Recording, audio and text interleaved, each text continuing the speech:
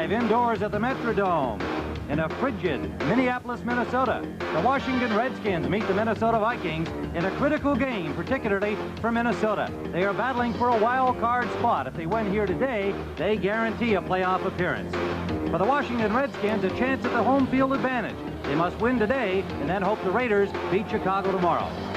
Hello, everybody. I'm Tim Ryan with Joe Theismann here in Minneapolis. And, Joe, one thing for sure, Jerry Burns has said, forget the last game of the season. This is a playoff game for the Vikings. It's absolutely right, Tim. And what the Vikings are going to do today is what they have to do to win this football game, and that's throw the football. You will see the ball in the air. Wade Wilson now has won the starting job. He's going to be more confident. He's going to be more comfortable. But he's got to get off to a good start for his own confidence. Joe Gibbs on the other side, his football team can't get any respect. Everything he reads, everything he hears, even though they're 10-4, everybody says they're not that good a football team. That's not true. He's gone in and said, listen, guys, you have to treat this like a quiz before a final exam. We have got to beat a good football team on the road if we expect to get to the Super Bowl. Well, Joe, the Vikings are going to have the ball first in this all-important game for them. Cox will be kicking off for the Redskins, and the deep man is Neil Gugamus. He's had a fine year. Returning kickoffs for Minnesota. From the 1-yard line. Met by a pair of Redskins at the 18. Raven Caldwell, reserve linebacker, made the initial contact.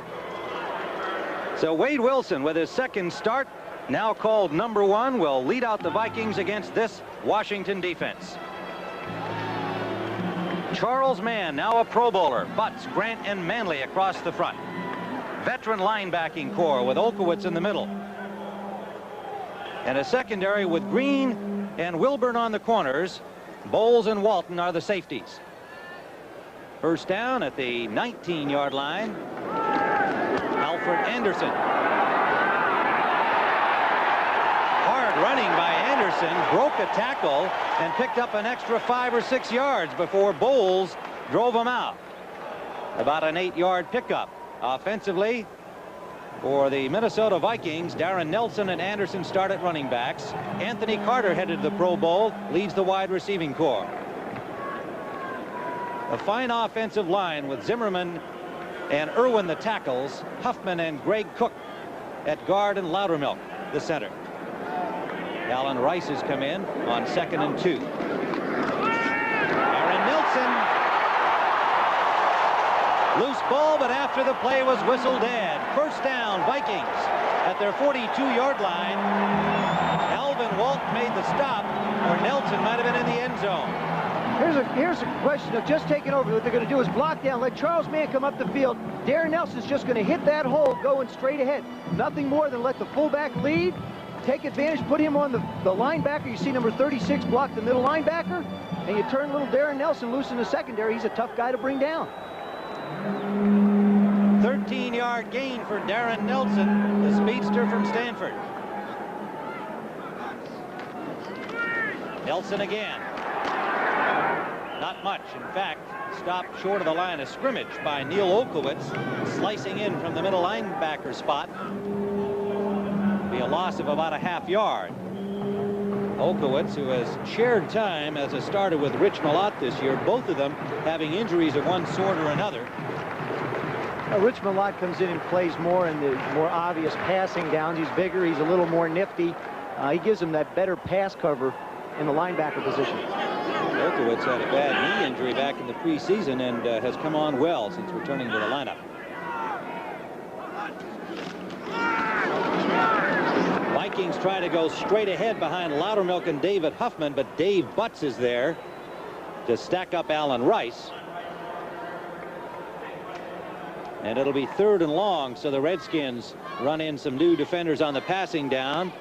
There you see now Joe Gibbs, that's a sign of confidence. That board that he just took from the assistant, that board in his hand, is the offensive plays. Now he expects his offense, or his defense, to shut down the Viking offense so he can get his offense on the field. So he's getting ready for it.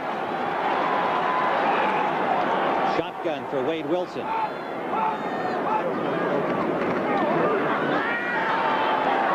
For Leo Lewis.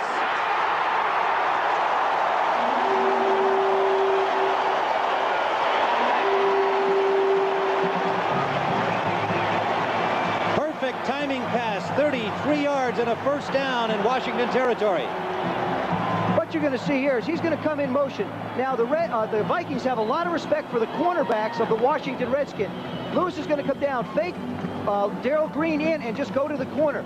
That's where the Vikings feel like they can go after and attack the Redskin defense. You see the corners occupied by the outside people? That leaves the whole outside perimeter behind them open. That's what I think the Redskins are going to have to be careful of all afternoon, is those isolations to the outside deep part of the field. First down at the Washington 22-yard line. Darren Nelson taking it inside for 2. Met by the linebacking core. Neil Olkowitz, initial contact, and Charles Mann headed for the Pro Bowl. In on the tackle as well, the left defensive end.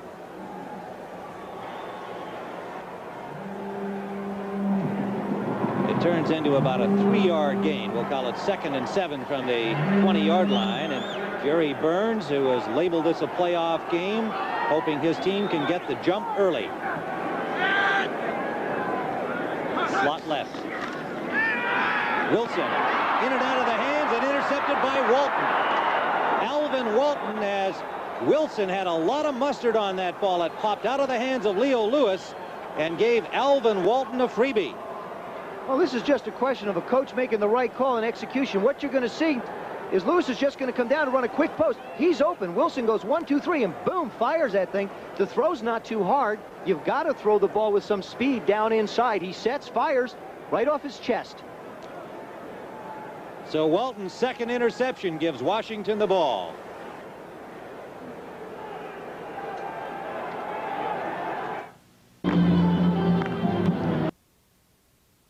Merry Christmas. Season's greetings to all of you looking in today. As the Washington Redskins, on an interception by Alvin Walton, his second of the season, have their first offensive play from their own 15-yard line. Jay Schrader at quarterback. Warren, the tight end, in motion. Play action. Intercepted by Isaac Holt, who brings it to the 25-yard line of Washington. Intended for Clarence Verdun. Holt had a much better chance to catch it than the wide receiver Verdun. Well, this is not a typical Jay Schrader throw. You'll see in the lower left part of your screen the motion of the tight end. He's going to fake to George Rogers up the middle. The linebackers really don't bite it. Now, as he steps into the pocket, his front foot slips on the turf, and he really just throws a ball up for grabs. That was not the way Jay Schrader throws the ball. His front foot just went out from in front of him. Well, the Vikings, who had just coughed it up, get it right back, and they're at the Washington 25.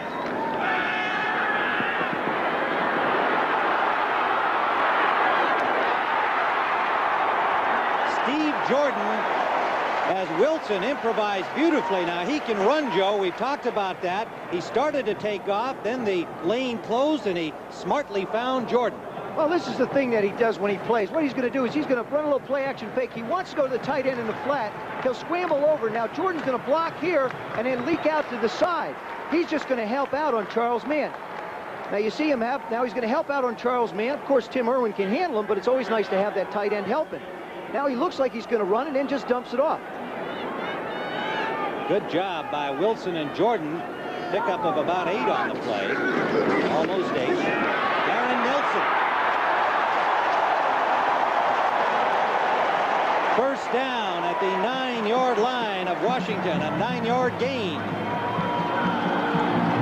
Darren Nelson, very deceptively strong for a short guy. Here you'll see just go into the line. Leo Lewis goes in motion to let Wade Wilson know what the defense is, and it's just straight up the middle again. Good man-on-man blocking. With the offensive line of the Vikings, you have to hit the holes quick because they're not really that big, but they'll give you that quick crease to get through. First and goal, Minnesota. I formation this time.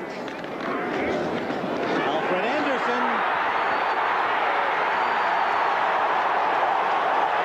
Touchdown.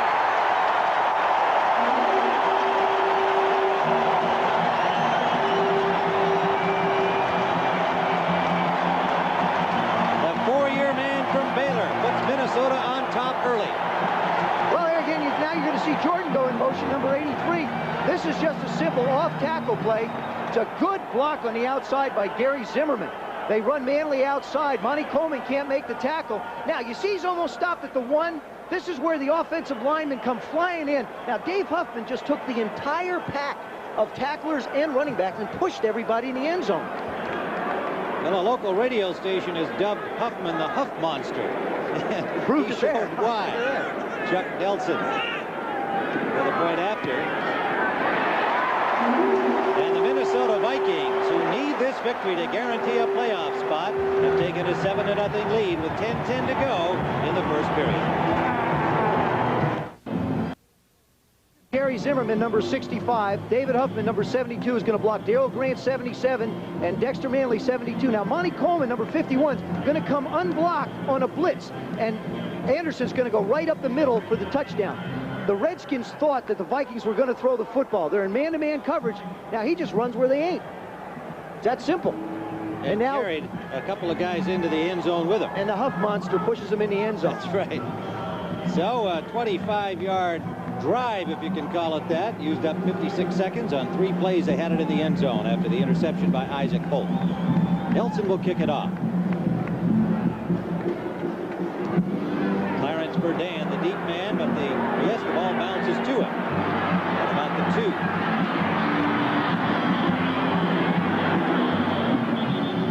And Burdan stopped at the 27-yard line.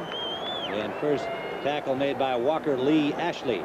So Jay Schrader will bring out the Washington Redskins again, having been stopped with the interception by Holt, and he'll face this defensive front 4 of the Vikings. Martin Thomas, the rookie, Millard back from an injury, and Dolman, now a Pro Bowler. Howard, Studwell, and Solomon, the linebackers. Holt on the corner with Lee, Harris, and Joey Browner, another Pro Bowl starter selected from the Vikings. Receivers spread out to the right side. Gary Clark is in the lineup, playing hurt. Rogers, nowhere to go. A flag down as he was stopped for no gain by David Howard.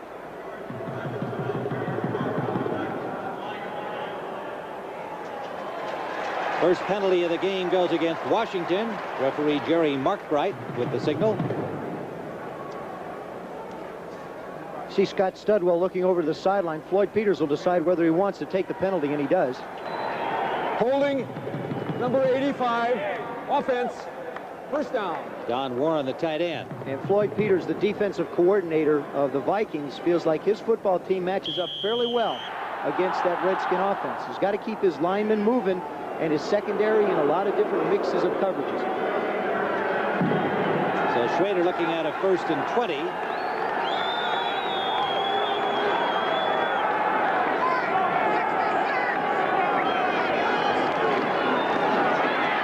Rogers.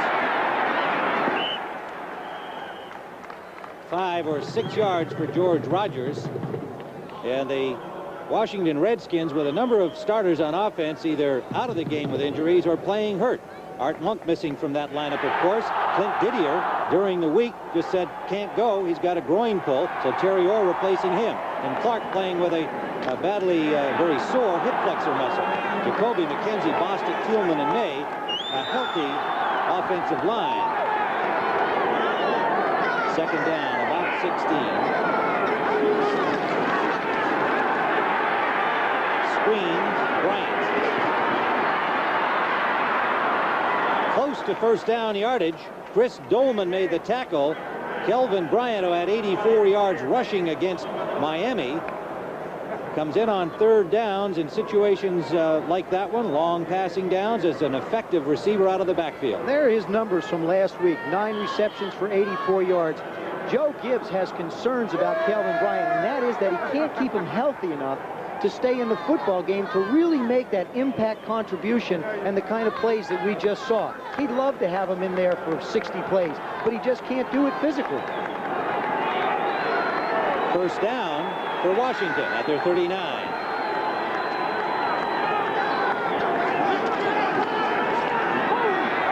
Play action for Schrader, drills it into Gary Clark. First down, Redskins in Minnesota territory at the 44-yard line. That's simply coming back to what you did before. Gary Clark is just going to go down just like he did on the first play of the game that was picked off. Isaac Halt giving him some room, number 30. Now Clark just plants and comes back to the ball. This is the exact same play that the Redskins opened the game with, except this time Jay Schrader's foot did not slip out from in front of him. The trainer, Bubba Tyre, said you just can't keep this guy off the football field, even though he's hurt. He missed practice this week, insisted he would play, and there he is with a first down. Rogers stacked up. Keith Millard, Henry Thomas, the tackles. That was an audible. Now, the problem that the Redskins are going to be faced with in this dome, it can get very loud. So what they've done is they've decided that the audibles will only apply to their interior linemen and tight ends. That's as far as they think Jay's voice will carry to the sound. So the wide receivers are really going to have to be on their toes, watching the ball, and they will have pre-designed routes based upon an audible system that is called. 2nd and 8.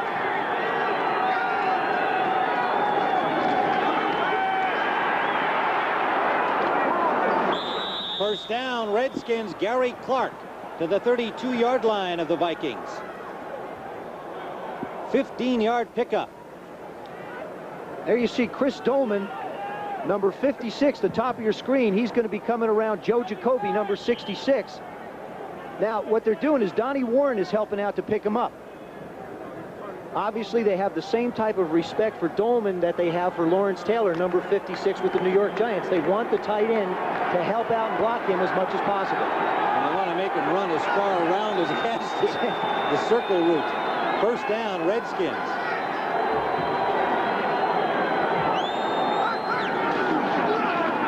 Rodgers, big hole. Solomon reacted well, or Rodgers had a lot of real estate ahead of him. Still picked up 6, maybe 7 yards on the play. Rodgers crossing the 7,000-yard mark. Only the 15th man in NFL history to accomplish that.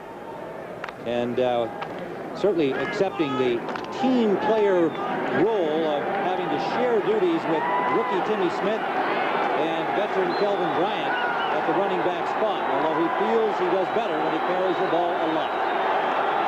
2nd down, long 3.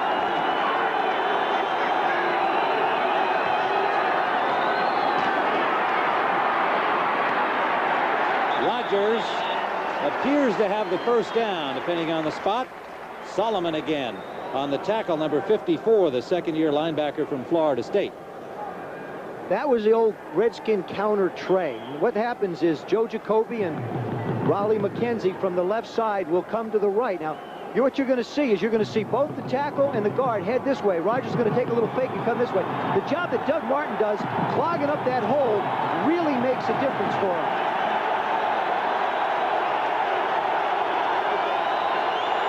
It is short of the first down, leaving 3rd and 1, and the Roller Dome crowd comes alive.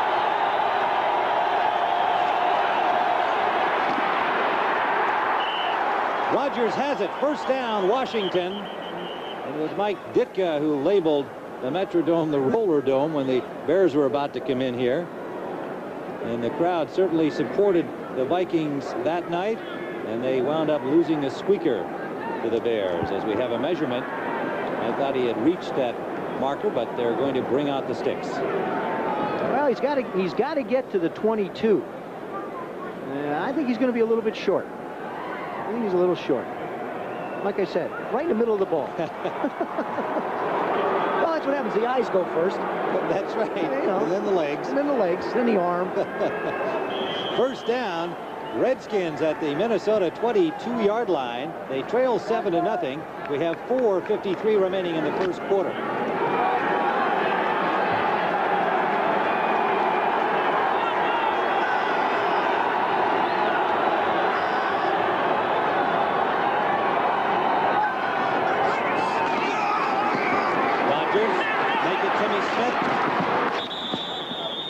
Timmy Smith, his first carry, picks up about 4 yards for the Redskins. Number 36 from Texas Tech. There you see what the Redskins have done inside the 20. They've scored a touchdown the last 8 times they've gotten there. It's one of the things that Joe Gibbs preaches an awful lot. He has it as one of the goals in the beginning of the year, and that's to be as efficient as possible inside the 20. Not just settling for field goals, but trying to get touchdowns. 2nd and 6 from the 18.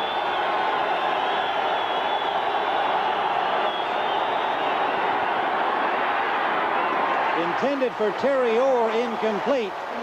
Joe, I was watching Ricky Sanders run for the corner, and he was way past Carl Lee. Well, it's fine, but sometimes guys run wide open. But what's going to happen is Sanders will come in and run to the corner. Schrader wants to go to Terry Orr on the delay. Now, remember, he is replacing Clint Didier. They've had a lot of people play that inside position. Now, Terry Orr should bounce back out to the left, but he doesn't go far enough, and that's where Jay Schrader expected him to be. Well, we talked about some of the missing parts in the Redskin offense. Didier, one of them. 3rd down. Again a miscue. Gary Clark, the intended receiver. And the Vikings with a solid rush on both of those last pass plays, contributing to Schrader's problem. Well, that was a blitz key. Now, Jay Schrader read a full blitz. It's his job, if the middle linebacker comes, to try and hit the receiver breaking in. But that's very difficult because Gary Clark is going in motion away from him, so he doesn't really see the blitzing linebacker. It's one of the plays that's in the Redskin playbook that is a problem for a motion back. So it'll be a 35-yard field goal try for Ali Haji Sheikh.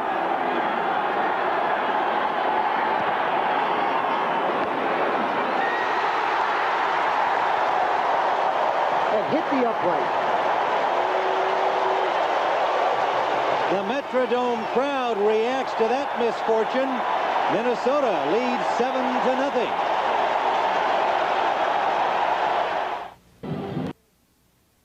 Sometimes the plight of a kicker is where the position of the laces are on the football. Now, you see Jay Schrader makes the hold.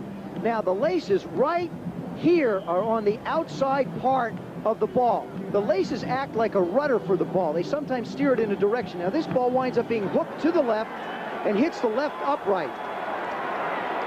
A lot of times you figure it's a short kick. The guy should make it anyway, but you need every edge you can get. So the Vikings take over. And on 1st down, they're going deep for Jones, out of bounds. Make it Anthony Carter, number 81. Anthony Carter headed to the Pro Bowl for the Vikings. And that's one Wade Wilson, I think, wants to have back. Yeah, try and take advantage of what a defensive guy does best. Darrell Green is a very aggressive defensive back. You saw him cover Duper in Sunday's game. He was all over him, very close to a couple interceptions. Vikings figure we'll take advantage of that aggressiveness, run a little out and up to Carter and see if he'll bite. He did, but the pass wasn't there. Well, and they hit it earlier to Leo Lewis. 2nd down. Trying the other side, and that is complete. Leo Lewis for a 1st down. To the 32-yard line of Minnesota. You get a chance to be the quarterback. Wade Wilson, he's looking right at number 57, Rich Malott. Now there you see the offensive line. It's a simple set, good rhythm, set that back foot and fire. Remember I said earlier, it's important that Wade Wilson gets off to a quick start from a confidence factor, and he seems to be in a very good throwing rhythm. Good for the Vikings. Good for the Vikings, bad for the Redskins. 3 out of 5 for Wilson. Joe, 52 yards to start this game. 7-0 lead for the Vikings. Play action. Take off. Short of the 1st down. Angled out of bounds at the Vikings 40. Neil Olkowitz in pursuit, number 52. There you see the rushers. Now, part of, why does Minnesota throw the ball so much? Well, your 3rd leading rusher is your quarterback who plays only half the time. And your 5th leading rusher is a quarterback who plays the other half the time. So obviously, the best way to go about it is to put the ball in the air. It's not that Anderson, Nelson, Rice, etc., and the rookie Dozier are not good runners. It's that it appears the Vikings offensive line is simply better protecting for the pass than they are knocking people backwards on the run. 2nd and 2. 1st down. Darren Nelson to the 44-yard line. Coleman and Olkowitz, the linebackers, made the tackle. 63,000 here at the Metrodome. Comfortable 70-degree temperatures indoors, a chilly 25 degrees outside here in Minneapolis. A lot of snow on the ground. They got that big storm in the Midwest. Made for a nice white Christmas, though. Yes, it did. Beautiful. Bright sunny skies today. Dozier. And the rookie lunges for the first down, and he'll be close depending on where they put that ball down. Mel Kaufman made the tackle. The littlest Viking today. Well, that was just a great job on the corner against number 51, Monty Coleman.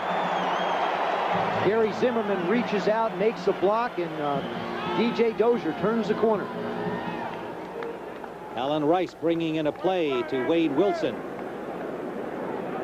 67 yards rushing.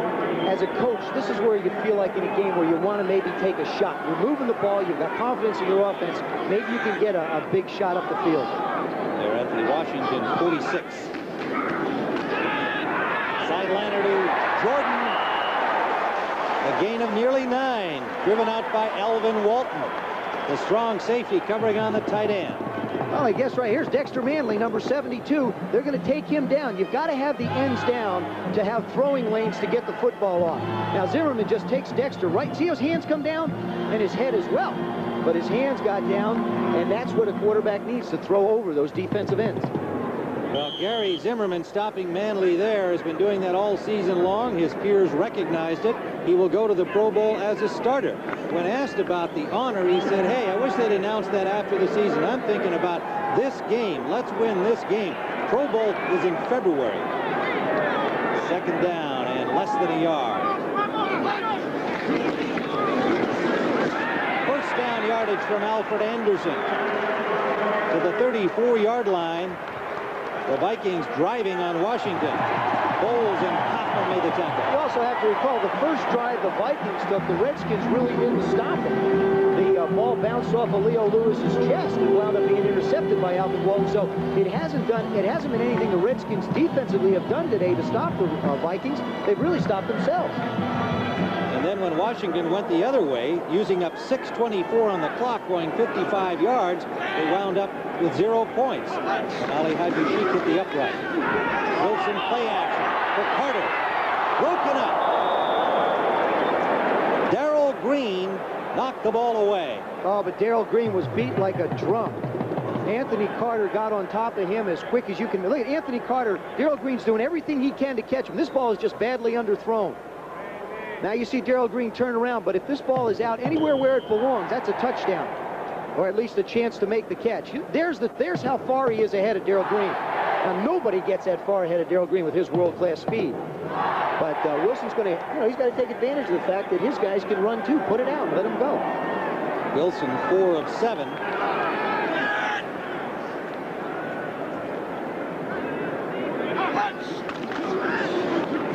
Reverse for Leo Lewis.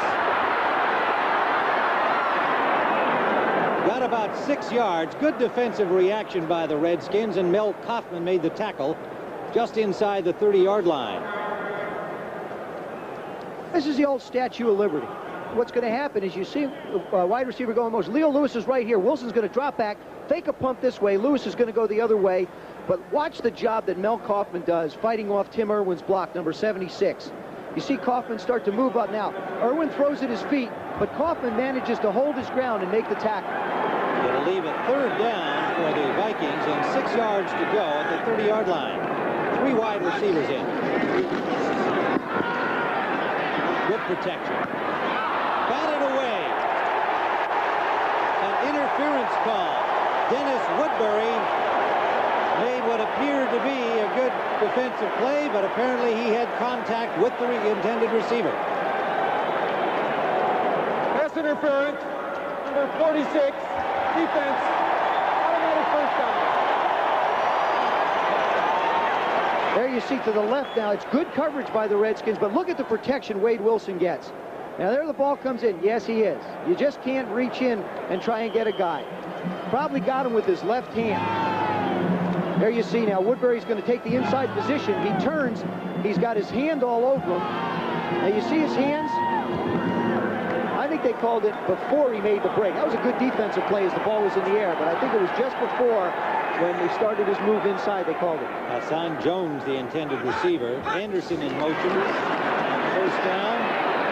E.J. Dozier picks up about 5, but there is a flag on the play. Dexter Manley is offside. Now, the Redskins have got 2 great pass-rushing defensive ends. The Vikings know that. And I talked to Wade Wilson. He said, we're going to use hard counts. Now, hard counts are when you change the inflection of your voice, going hut, hut, and hitting it real hard to try and get them upfield. Number 72, defense, first down. What that does is it takes a little bit of that anticipation away from the defensive lineman trying to rush the passer. Joe Gibbs coaches a very disciplined football team at all times, and you saw the graphic indicating they are the team with the fewest penalties in the entire league, and so they are out of character right now. 3 penalties still here in the first period. 9 seconds to play. 1st and 5, Vikings. Dozier, good tackle right at the line of scrimmage. He got about 4, and it was Charles Mann making the ankle grab. And so we have come to the end of the first quarter at the Metrodome with the Vikings on top 7-0.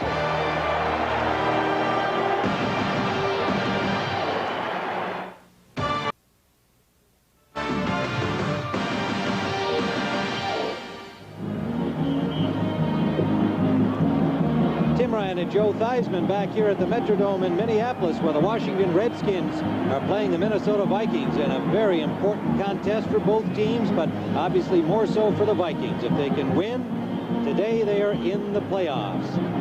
The Washington Redskins are hoping to keep their home field advantage hopes alive. If they win and the Raiders beat the Bears, and the Raiders are home tomorrow, then they'll have that home field. But meanwhile, the Vikings driving in Washington territory. 2nd and 3 at the 15. Alfred Anderson is stuffed behind the line of scrimmage, and it was Darrell Grant, number 77, fighting off his block. There'll be a loss on the play, bringing it back to a 3rd down and 7. There you see last week's defensive statistics for the line in particular. Dave Butts, Grant, Mann, and Manley had a total of 5 tackles and no sacks. And that's the first time in, I believe, something like 68 games that the Redskins have not managed to get a sack on a quarterback. Marcus Cook has come in defensively. He played a solid game against Miami. 7 Vikings. Anderson tripped up. A flag is thrown late as Anderson stopped short of the first down, and the penalty will be against the Vikings. Steve Hamilton tripped him up. And it brings up a real question for Joe Gibbs. Do you give him another shot down close and penalize him, or do you know that you stopped him, let him kick or try the field goal, and let him try for the 3 instead of maybe picking up the first down and go for 7? Holding, number 65, offense, 3rd down. Gary Zimmerman charged with holding. You're allowed to do that when you make the Pro Bowl. I mean, you're allowed to, get a guy once or twice. Let's hope that people don't assume that's why. No, that's not the reason why, but I mean, you're allowed one mistake or so. Cleveland over Pittsburgh, 19-13. It's interesting that the Redskins decided to take this. So it is 3rd and 17.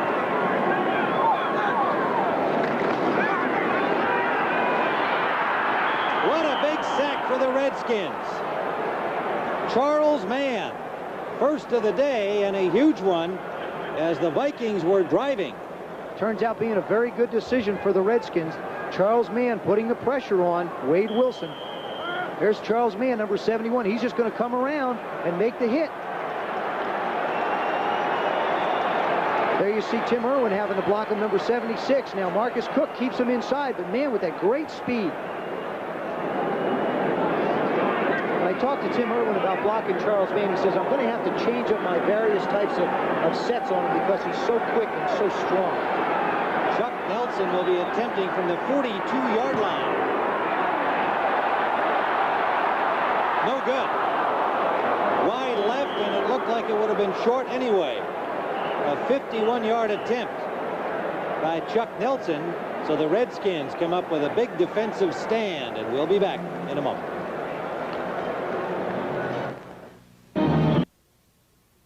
back to the Metrodome, Tim Ryan and Joe Theismann. Here as the Minnesota Vikings have the 7-0 lead, but good defensive work and a penalty against the Vikings drove Minnesota back to the point where Nelson missed a 51-yard field goal try. Washington has it. First down at their own 34. Smith is the running back.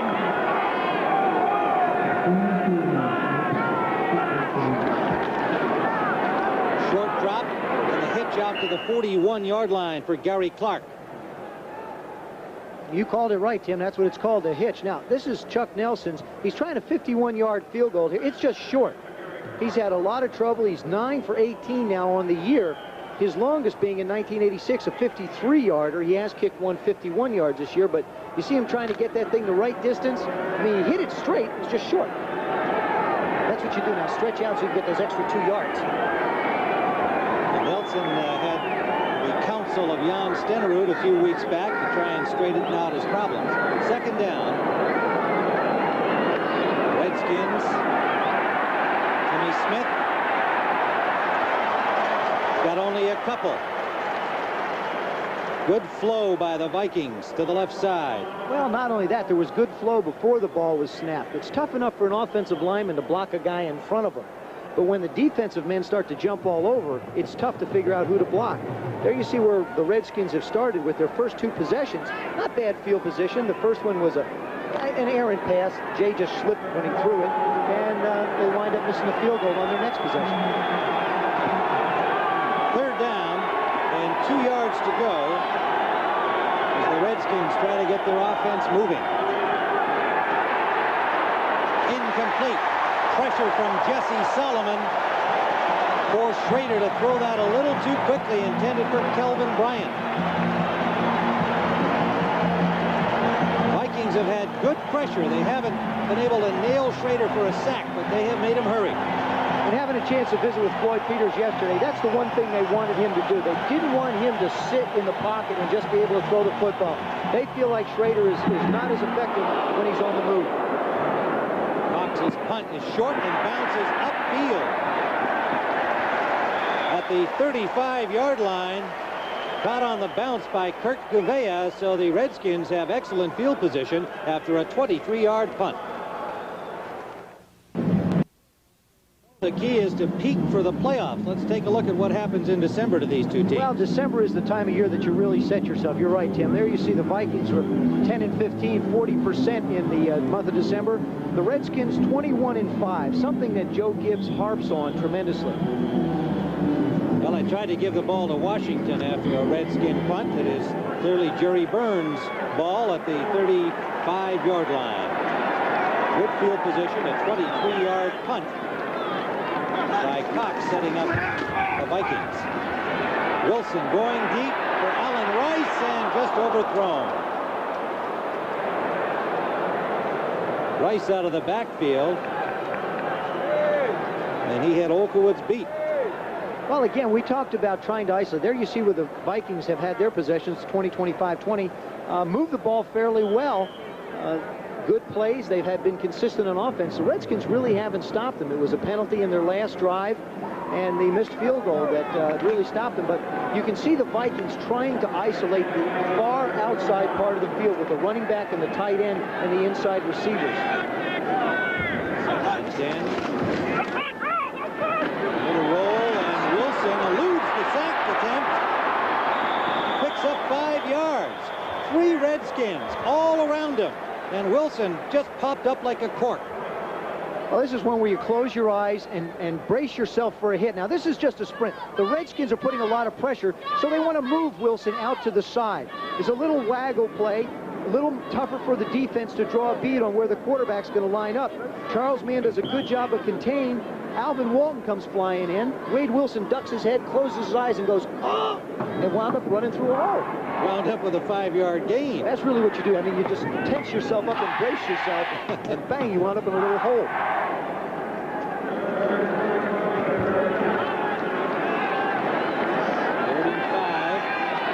From the shotgun for Wade Wilson.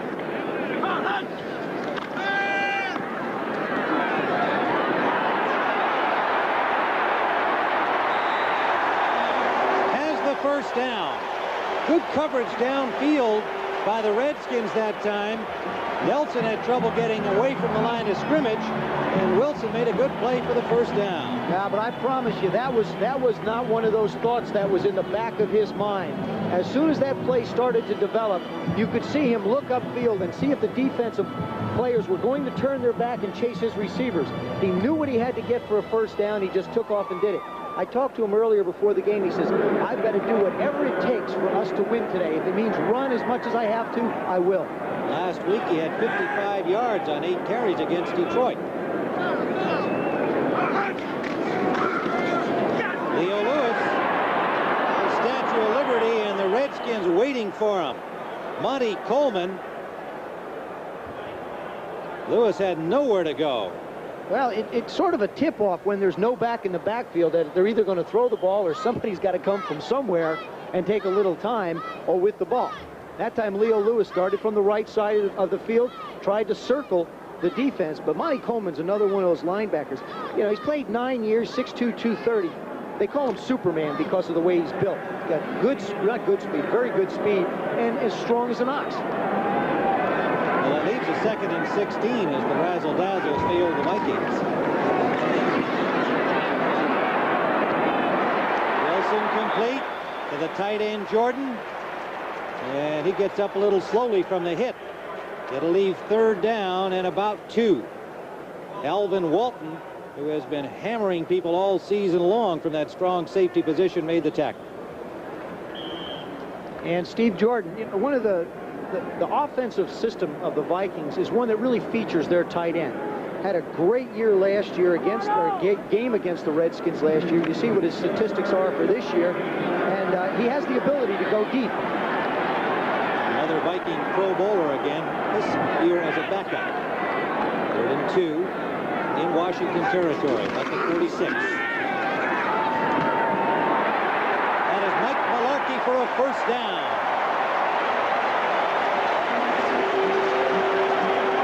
To the Washington 40-yard line.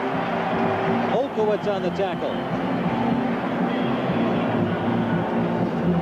So a second tight end gets into the action for Minnesota.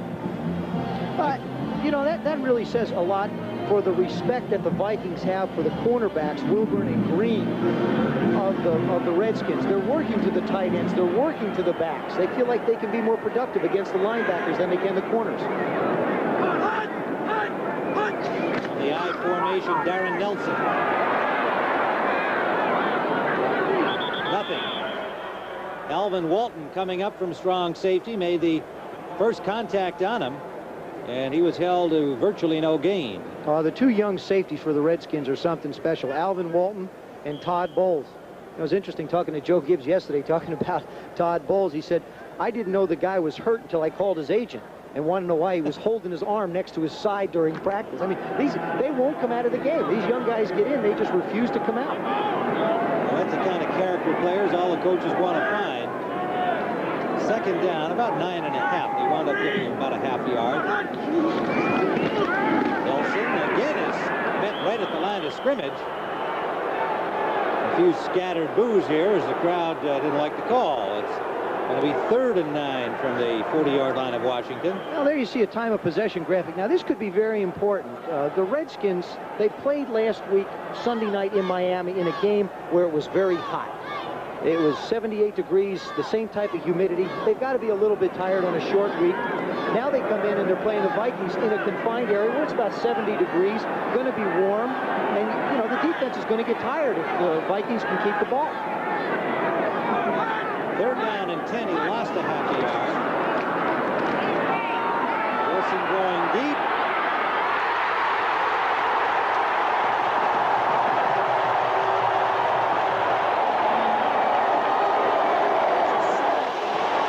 Anthony Carter, with 2 Redskins on him, makes a circus catch at the 4-yard line. 37-yard pickup. Well, why not? If you're going to punch, you may as well throw it up deep. What happens is you'll see the top part of your screen. Anthony Carter is just going to take off down the field. It's one-on-one. He comes inside of Barry Wilburn, And Wade Wilson puts the ball really the only place he can, up high, and allows Anthony Carter to go up and get it. We saw him make that same type of catch against the Cowboys, and somebody was very intuitive to put that sign up there. They burned him. First and goal at the 4.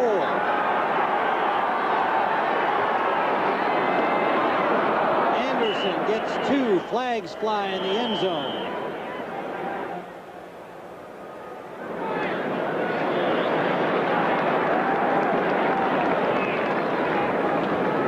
Illegal substitution foul. Defense, 12 men on the field. First down. That is definitely an illegal substitution. It's not fair. They've got 1 extra guy. It's not fair. This is the thing that amazes me with all the specialty substitutions.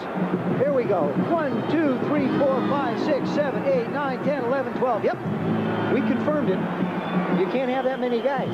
He still was amazing. Unless you're playing in the Canadian League like you're used to. That's true. That's true. But in the National Football League, can't do it. Now they run somebody out here at the last second again. Now they probably have 10 on the field. Minnesota takes a timeout. They're at the 2-yard line and leading 7-0. 6:45 to play in the first half. 7-0 Minnesota lead. Tim Ryan with Joe Theismann. Season's greetings from the Metrodome. Coming up New Year's Eve day, you'll see the Mazda Gator Bowl, South Carolina and LSU, 2:30 Eastern Time. Lots of bowl activity this time of year. First and goal, Vikings. Dozier is dropped for a loss. Back to the 5-yard line. Surging in was Dean Hamill, number 78. This is Todd Bowles with him. One thing, you see this big gap over the center? That means that the outside, the line's going to charge out, and these 2 linebackers are going to fill in. The defense of the Redskins called the perfect defense to stop the Vikings. You see the out charge of the linemen? That's what's known as a wide mold. Now, why do they call it that? I have the faintest idea, but that's what it's called. Football jargon. That's right. Second and goal from the 5-yard line. And the Vikings take a timeout. The last one that we indicated had been taken by the Vikings evidently was taken by Washington. This time the Vikes take it.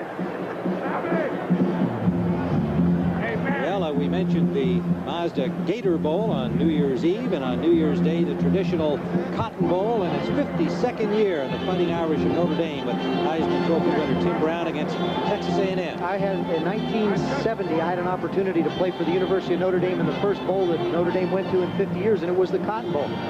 Wonderful time in Dallas. One of the few wonderful times I've had playing in Dallas. I got to be honest with you.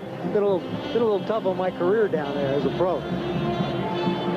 We have 6:06 remaining here at the Metrodome. You know, an interesting thing about Notre Dame also going down to play in the Cotton Bowl. I had a chance to be out in South Bend, Indiana, and visited with Lou Holtz, and he's still upset about the loss to Miami. And he really wants to have a good showing of his football team in this Cotton Bowl to prove that they can't be shut out. They're not that bad at football. I would think Tim Brown would like to have a big game because he took a lot of heat, certainly undeserved, for winning the Heisman, as though he had voted for himself somehow. So I'm sure he'll be looking for a big game. Second and goal from the 5.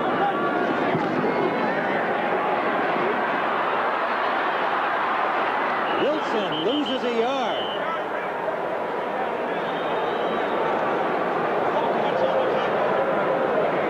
There's Steve Jordan, number 83. Now, this is a little play-action fake into the line. And you're going to see Raven Caldwell fire in the linebacker, number 50. Now, he's by Todd Bowles and Monty Coleman. Now he says, oh, quick, give me the ball back.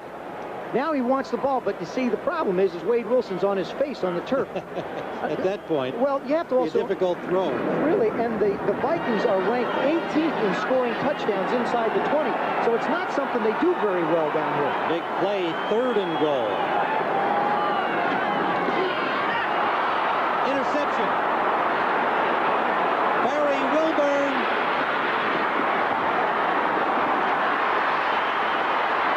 He'll score.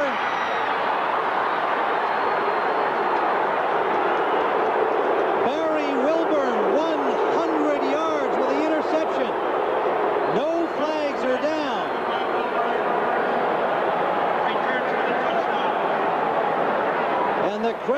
at the Metrodome silenced. Nearly. Almost. Barry Wilburn. That's his 9th interception of the year. What he's going to do is he's just going to sit home. Wade Wilson takes a short set. You see Mularkey come in motion. It's just a fire. Just fired into the wide receiver, slanting either Anthony Carter or Leo Lewis.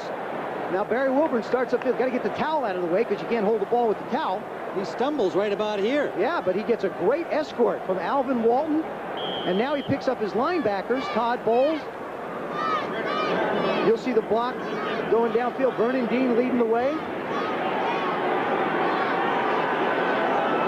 What a turnabout as the Vikings were on the doorstep. And that is blocked. Oh, but it goes over. Ali Haji Sheikh had that blocked at the line of scrimmage, but the ball went over. This is one that isn't pretty, but a year from now, nobody's going to know any different. Isn't that the truth? We'll take another look at it.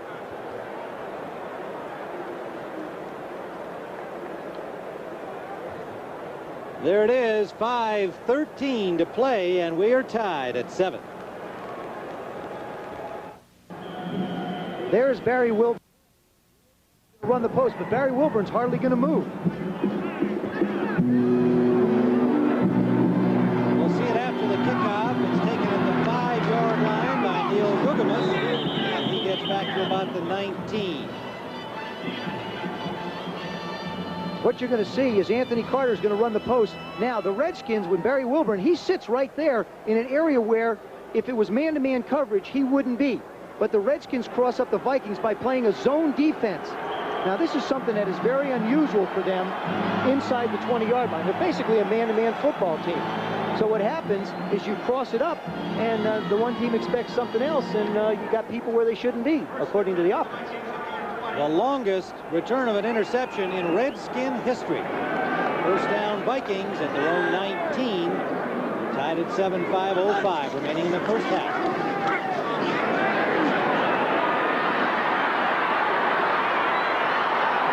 Wilson escapes and picks up 7 yards over the 25 to the 27. Bill Kaufman stops him there. Well, the NFL activity continues tomorrow here on CBS, and it's our doubleheader day with Green Bay and New Orleans, a huge one for the Saints there. Tampa Bay at Indianapolis, and likewise Indianapolis with a victory over Tampa Bay could clinch the AFC East. And the big doubleheader game will feature the Chicago Bears, Walter Payton's last regular season game in Los Angeles against the Raiders, and the Raiders have been playing much better of late. And the Bears will have 9 different starters in that game. Second down. Complete to Leo Lewis. Wilburn pins him, and it's first down Minnesota at their own 44. That's a gutsy piece of quarterbacking by Wade Wilson. You see Barry Wilburn up pressing Leo Lewis. Now they do that man-to-man. Barry Wilburn loves to get his hands on the receiver, but there you see he doesn't. Leo Lewis convinces him he's going up the field. He breaks out on the quick out, and the ball's right there. Good throw, good route. Barry Wilburn really felt like he should have made the Pro Bowl. And with 8 interceptions, I tend to agree with him. First down Vikings at their own 44. Wilson drills that in for another first down to Steve Jordan, who took a tough hit right at the 10-yard marker. And he was dinged a little bit earlier on a hard shot from Alvin Walton.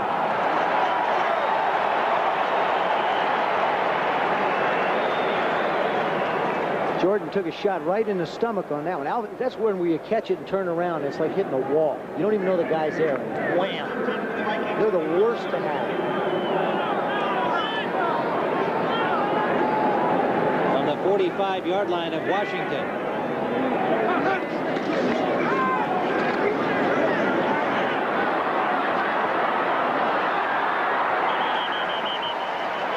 Wade Wilson again escaping from the Washington rush, and the Viking gets himself another 7 yards and about an 8.2 on his belly flop dive. Well, you got to give a lot of credit to the Redskins secondary. They're doing a nice job up front. Charles Mann's going to come around. He's going to come back and play when Wilson tries to step up into the pocket. He will get a hand on him, but that's about it.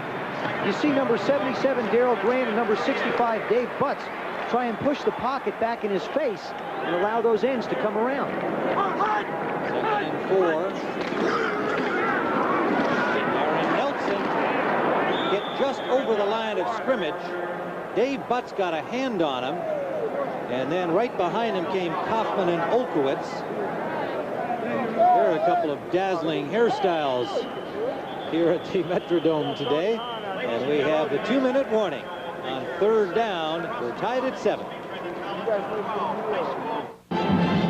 Joe, the Vikings are moving the football on Washington. That's got to be a heartbreaker having Wilburn come the other way. Now they got a big 3rd down. Well, it is a big 3rd down, and there are about 4 or 5 places in a game where a team has got to make some kind of a play.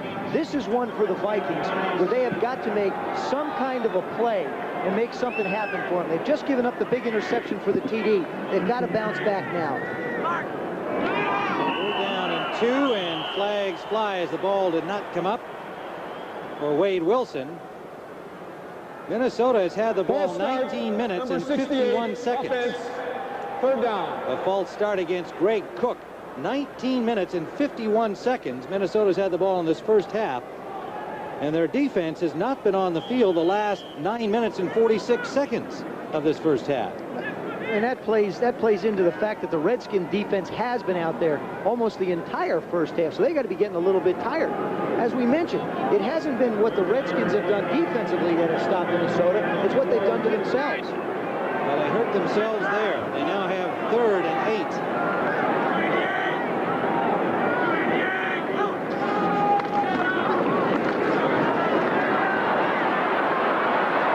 Wilson laying it up just over the head of Alan Rice.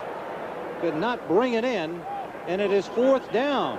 So again, the Vikings create problems for themselves.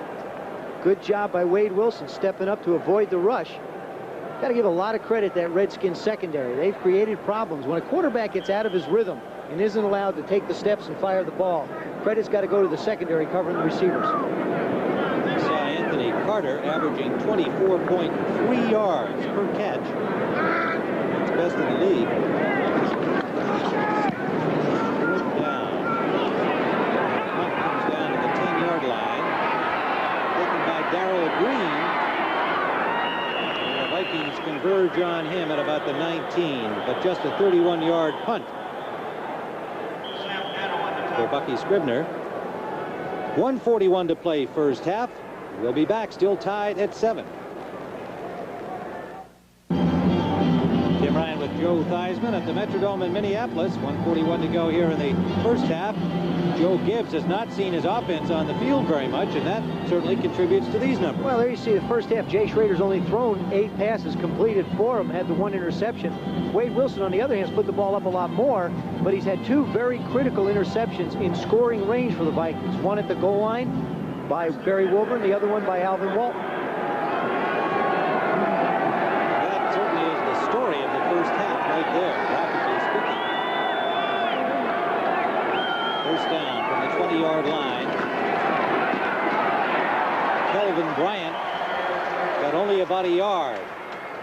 Stacked up by Doug Martin, number 79, the left defensive end. I'm sure some of you were wondering who had the interception for the Redskins and when it occurred. Well, we have the answer.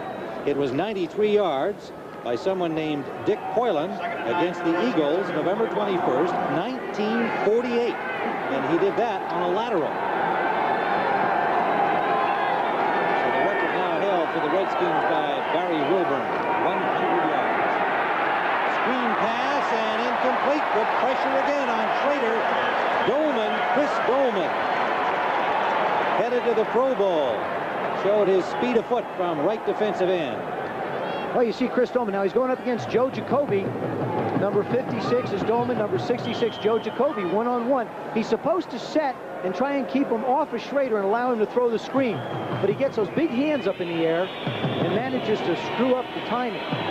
6'5", 250-pound man with speed, Chris Dolman. 4.57 in the 40. All that means is he's very fast. 3rd down and 9 yards to go.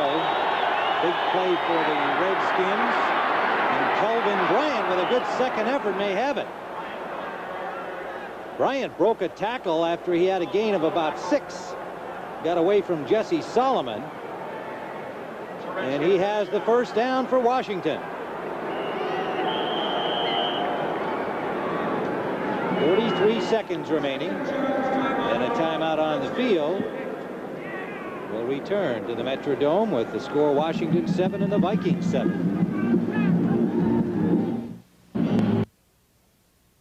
Well, at halftime, Brent Musburger and Irv Cross in our studios in New York will bring you up to date on all the activity around the National Football League. A full schedule tomorrow, one game earlier today. Then they'll have a special interview with Howie Long of the Raiders. Of course, the Raiders meet the Bears tomorrow on CBS. And I've seen Howie up close, live and personal. He's one good football player. First down for the Redskins at their own 30-yard line. They've got 43 seconds to make something happen. That's complete to Ricky Sanders for another Washington first down at their 42. Redskins in the hurry-up. Wyman Henderson made that tackle there. 7-7 here in the first half in Minneapolis. Flags down and whistles blow.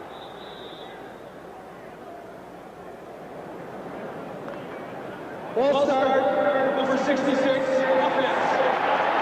Jacoby charged with a false start. Well, the one thing people don't realize is Joe Jacoby has trouble hearing out of his, I believe, let me see, left ear. I'm trying to picture him in the huddle when I used to play, because he'd always turn his head in and listen to me. In his left ear, he has trouble hearing out of it. So when there's a lot of crowd noise, he tries to watch the ball and anticipate. There's a lot of crowd noise here. First and 15, and Schrader pressured and dropped. Keith Millard. The fiery right defensive tackle from Washington State. Floyd Peters calls him his German Shepherd. He said he is going to protect that side of the ball till death if he has to. He's got some help on that other side of the line now, of course, with Doug Martin and Henry Thomas, Stafford Mays. And that winds up the first half, so the Vikings stopped the Redskins cold in their last seconds attempt to try and get ahead on the scoreboard. So we now have a 30-minute football game when we return to Minneapolis. Indoors at the Metrodome in Minneapolis. Outside it's 26 degrees. Inside a very pleasant 70. At halftime we see these stats looming largely in the favor of the home team, the Vikings, with 227 yards. We've commented they have had the ball for 20 minutes of the first half. And that obviously has had some effect on the, or will, on the Redskin defense. And one of the biggest statistics is the turnovers. You know, the Redskins have the one turnover early in the ball game, which resulted in a touchdown for the Vikings. The Vikings having the 2 interceptions, both in scoring range, one resulting in a touchdown. That is the biggest graphic of the ball game right there. The 7-7 tie. As dominant as the Redskins have not been, or as dominant as the Vikings have been in the first half, for the Redskins to be in a 7-7 tie with them is really a plus for the Redskin football team. Well, plus Schrader has been terrific in the second half all season long. He's only 5 of 10, 60 yards in the first half. Wade Wilson 9 of 15, 148 yards. Clarence Burdan is the deep man as the Vikings will kick it off.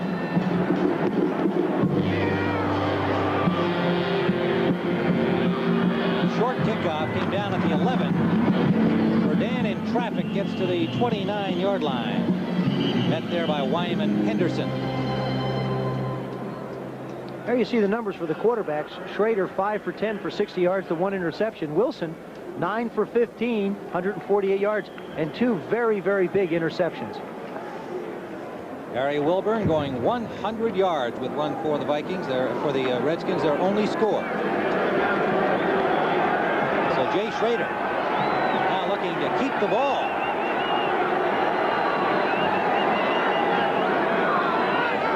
Warren makes the strong side left.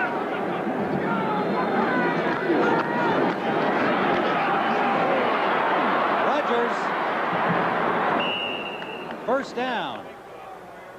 Forced out by Carl Lee, but not before Rodgers got all the way to the 46-yard line. There you see what the Redskins have done the first half. They interception, missed field goal, punt. Then on the return, they won it back 100 yards, and then 5 plays before the half. They've had relatively good field position, but they just haven't had a chance to stay on the field to do anything with it. Only 4 possessions. An aggressive, pressing defense of the Vikings has contributed to that lack of success for Washington. Schrader has been under pressure, and 2 times he's been back to throw. Play action. And under pressure again from Martin. And just throws that away. Anthony Jones, number 82, the only man in the vicinity down the sideline. Well, he was in the stadium. I mean, I think that's about all you can say about that one. Jay Schrader doing a good job scrambling out. There are his stats from the last time the Vikings and Redskins locked up last year in that 44-38 ball game. 378 yards and barely won in overtime. 2nd and 10. Washington at their own 46.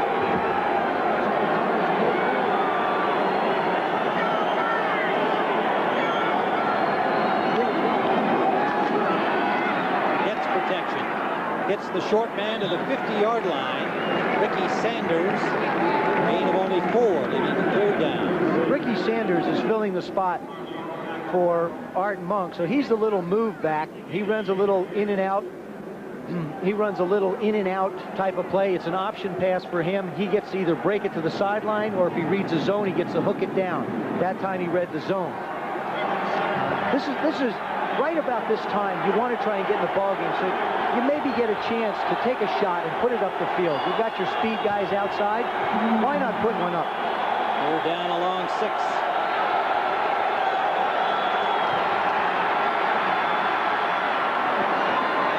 Intended for Clark, intercepted by Henderson. To the 31-yard line where Wally McKenzie stopped him. But a brilliant diving grab by Wyman Henderson. Well, that's the play the Redskins had on. Here, Gary Clark goes on Wyman Henderson, but Wyman Henderson gets a good jam on him on the line of scrimmage. Now, that's what really sets up this whole play. But he knows he's got secondary help.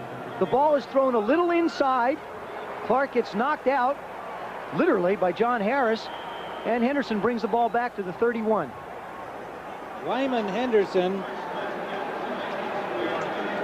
from Nevada, Las Vegas, a USFL refugee, a free agent signed this year, and has been battling Isaac Holt for the starting spot on the corner.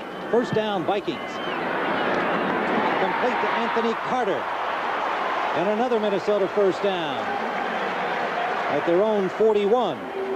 And again, Anthony Carter working against Darrell Green. Darrell Green normally gets the assignment of the toughest receiver. For the Vikings, it's Anthony Carter.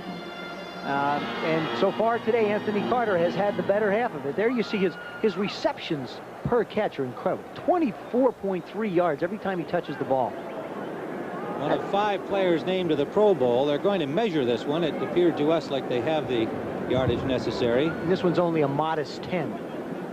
Anthony Carter and Jordan were named to the backup squad of the NFC Pro Bowl team. Browner, Goldman, and Zimmerman will be starters. And Scott Studwell, the middle linebacker, named as an alternate. He's had a very realistic view about the Pro Bowl over the years. Feels he's not the kind of spectacular player who will be named. And I'm sure is pleased just to be considered as an alternate this year in what could be his last year. Although Floyd Peters, his defensive boss, wants him to come back again next year. Wilson, and incomplete, intended for Leo Lewis.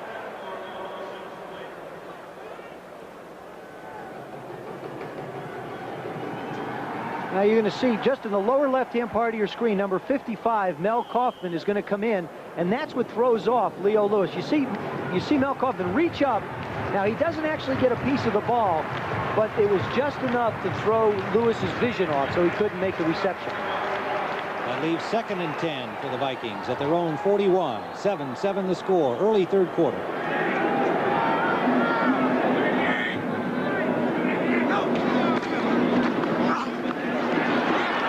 Charles Mann and Dexter Manley.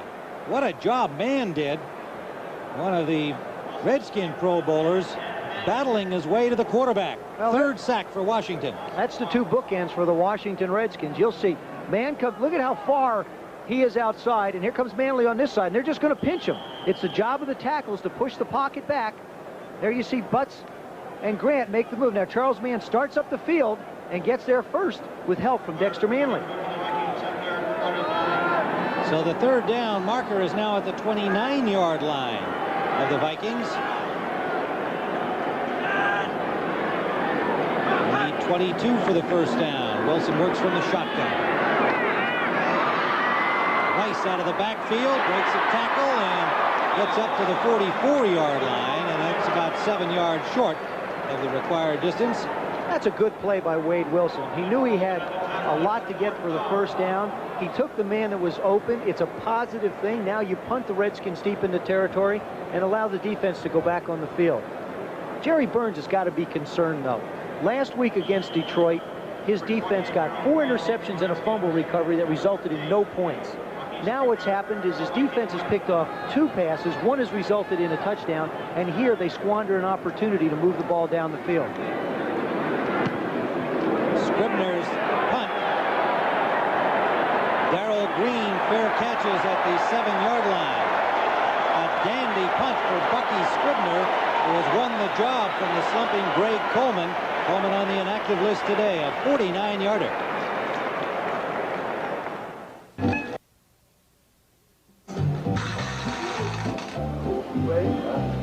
Home video from Alfred Anderson and his family, taken Christmas morning, and Alfred Anderson of the Vikings with 4 carries, 17 yards, and the only touchdown scored by Minnesota so far in this game.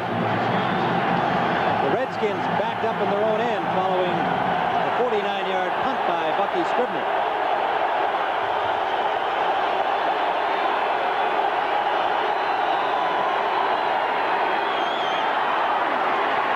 Terry Orr, hit by Joey Browner as soon as the ball arrived, picked up about 7 yards.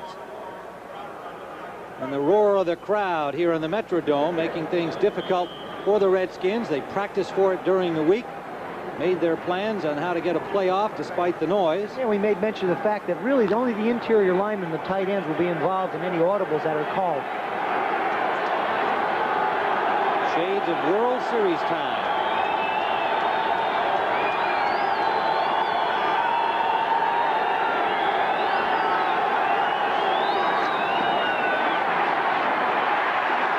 Rodgers stopped short.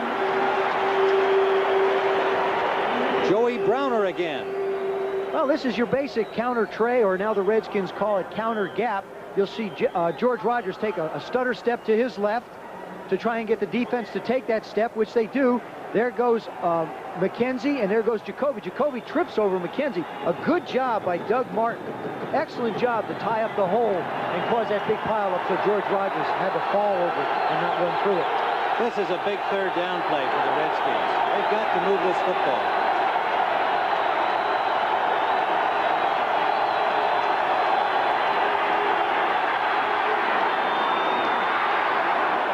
Yes or no, it popped out, he grabbed it again, and he held the ball. Ricky Sanders gets the first down for the Redskins. Caught his own rebound. Boy, you can see him shake his head from the right part of your screen. Number 83 is going to come in. We talked about him replacing Art Monk. Now Schrader makes the throw down low. Ricky Sanders gets it up in the air and manages to just catch it. Ooh. Excuse me. That's a definite ooh. Ooh. And it's going to be oohed upstairs. Ooh, I think somebody else just oohed. I think the people upstairs are oohing too in the replay booth. Norm Schachter is the replay official today. There he is on the right with his tie loose. Going to take a look at it. Now he's having an opportunity, as you did at home, to see what's going to happen. You know, we're coming up on the 20th anniversary of a game in which he played a big role, the Dallas Green Bay Ice Bowl game. He was the referee that day. Well, I bet he's a lot happier to be sitting here. There you see it now. Jerry Markwright has ruled the play inconclusive. I got to be honest with you, Tim. Well, it looked like it touched the ground there on the rebound, but I'll tell you what's interesting, too. Yeah, it is inconclusive, but Ricky Sanders wears red gloves. They're almost the color of the ball. So it's sometimes very difficult to discern whether the ball hits the ground or not. That is the most esoteric description of that kind of a play I've ever heard. No. On first down, the Vikings rise up. Timmy Smith is stuffed. Makes a lot of sense. Sure does. Very clever of him if he gets the gloves the same color as the pigskin. Oh, well, sure. That's, a lot of linemen used to. That's the reason why they, you'd wear a different colored jersey, like if you're going to play at dusk. It's like pitching Nolan Ryan at dark. I mean, that's what you do. You throw a guy with a fastball at dusk. So it's hard to see and hard to hit. Same thing in football. You wear the gloves that are similar colors to the ball. If it's close, they can't tell. They're the gloves. Second down and 13.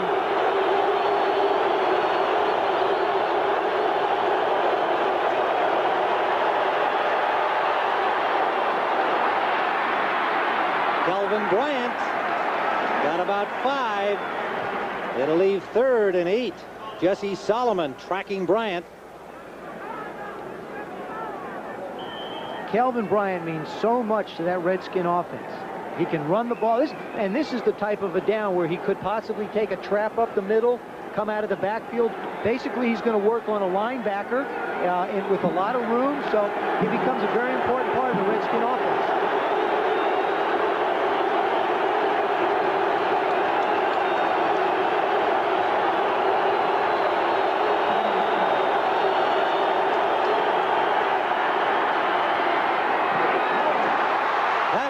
In front of the intended receiver, Sanders. Incomplete. Washington will punt.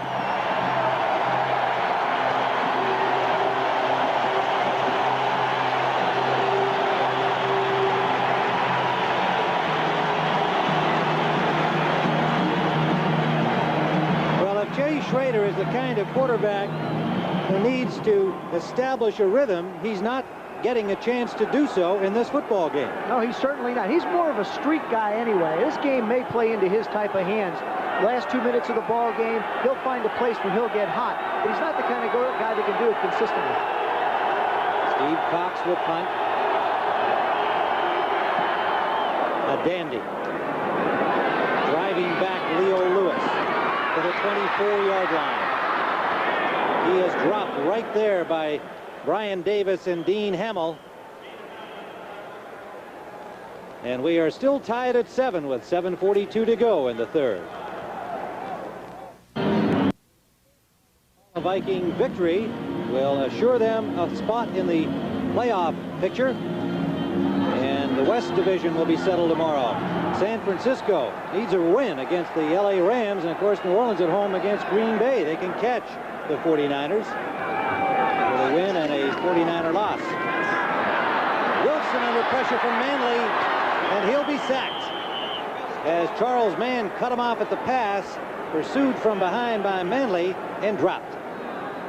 Well, tomorrow, most of you will be seeing the Saints at home against Green Bay, and that'll be followed by Chicago and the Raiders. We heard from Howie Long at halftime of the struggles of the Raiders this year, and Walter Payton's farewell to the regular season action. Walter Payton was really something. The years that I lined up and used to go into Chicago and play, he was their football team, and I want to send my best along to what I believe is the greatest back in modern day football, Walter Payton. Well said, in agreement. Second down and 18 for Wilson. Gets some time and goes deep. Almost intercepted. Carter, the intended receiver, and Todd Bowles, the free safety, came over and nearly picked it off. That's just got to be visions of what happened to the Redskins in Miami last week. There you see Anthony Carter has got a step on Darrell Green again, but Todd Bowles just lets another one get through his fingers. Last week it was a collision with Barry Wilburn. Here he times it perfectly, hits him in the hands, and Anthony Carter's helmet runs into the ball and knocks it away.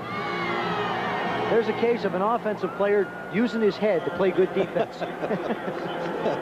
Third down, 18 for the Vikings. Wilson in the shotgun, standing at his 11. Quick release for Leo Lewis, but too quick. Incomplete in Minnesota. 3 downs and out. I don't believe the Vikings can just trade field position with the Redskins. They're going to have to move the ball like they did in the first half. The Redskins now seem to be gaining some defensive momentum. That consistency that the Vikings had early seems to have lost them. So they've got to, this is a very critical part of the game for them offensively and defensively. Darrell Green back to receive punts. Not normally the guy. Eric Yarber's normally there. Green has returned them in the past.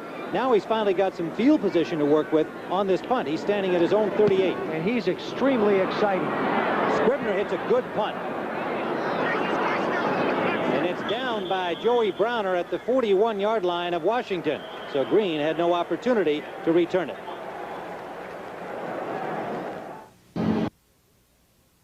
Jay Schroeder is on the sidelines watching Doug Williams take over at quarterback for the Redskins. What a turnabout.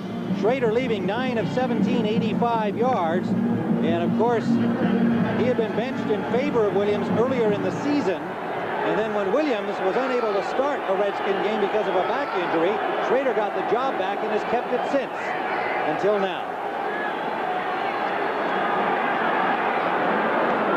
Terry Orr on the first pass from Doug Williams has a first down at the Viking 35-yard line.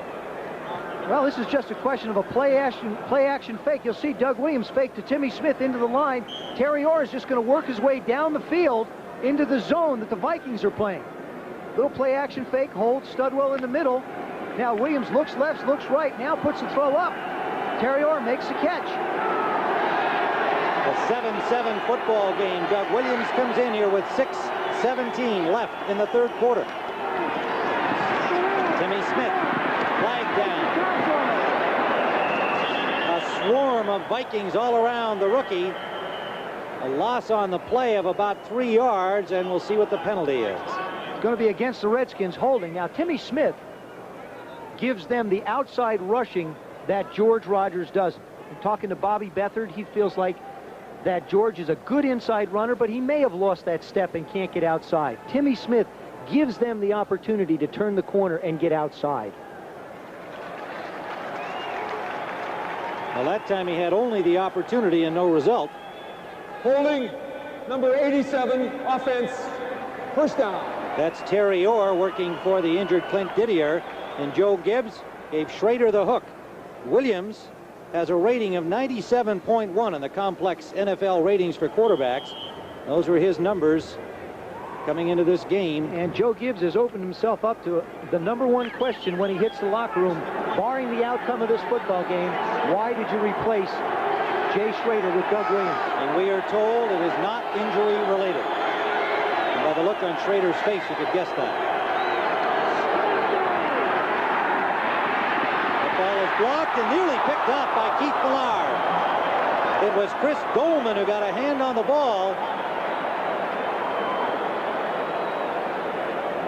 Keith Millard nearly had himself an intercept. And I don't know if having Doug Williams throw the football right away is really the best thing to do. You'll see this is a screen.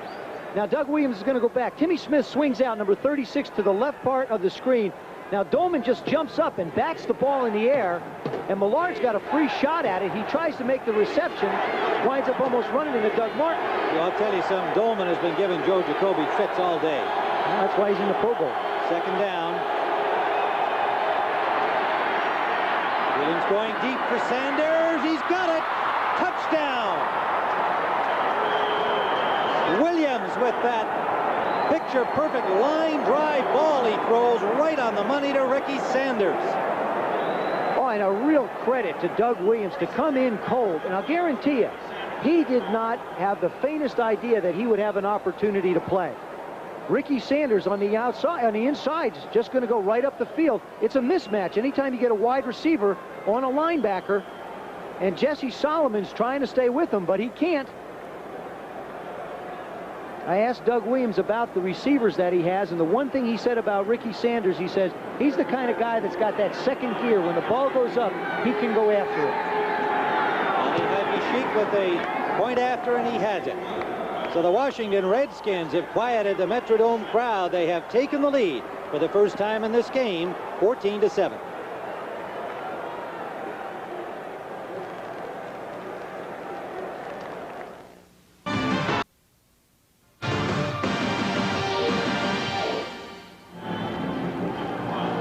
Ricky Sanders with a 46-yard touchdown grab of a pass from Doug Williams. Right now, Joe Gibbs looks like a genius. He brings the guy in, and bing, they're in the end zone. There you see 3 plays, 59 yards, 55 seconds. Big play by Doug Williams to Ricky Sanders. Deep kickoff by Cox through the end zone. Darren Nelson, the deep man, just watch that sail by. The Vikings have had a problem in recent years in the 80s finishing, finishing strong. There you see they begin the season 5-2, and they stumble their way 2-7, 2-6. 85, 5-4, 2-5 finish. 86, 4-5 finish. And now in 87, they're 1-2 at this juncture of the season. Wade Wilson, 11 of 20, 173 yards, now having to come from behind for the first time in the game. Vikings scored first on an Alfred Anderson touchdown. A 100-yard return of an interception by Barry Wilburn tied it. And Williams to Sander has Washington on top. Darren Nelson gets about 3 on first down. We talk about different plays and different times in a game that are very critical. This is a very critical series for Minnesota from a momentum standpoint. Jerry Burns has made the statement before. He would not be afraid to go to Tommy Kramer. Talking to him earlier today, he feels as healthy as he's felt all year going into this ball game. So it's something to keep an eye on as far as that coach goes. On second down, straight drop and wide open Jordan. First down, Vikings to their 46-yard line. Del Kaufman had the coverage on Jordan. He made the tackle. A 23-yard gain. It's plays like that that stop a coach from thinking about making a switch. Sometimes you think the guys have little microphones in their helmets and they hear us say something. They say, oh, boy, I better make a big completion or else, the guy may be putting a bug in my coach's ear. Well, Wade Wilson getting his second consecutive start. He's 5-1 as a starter this year. He feels he's played well enough to hold the job, be number 1. He's going to have to show it again to his coach today. Lots of running room for him.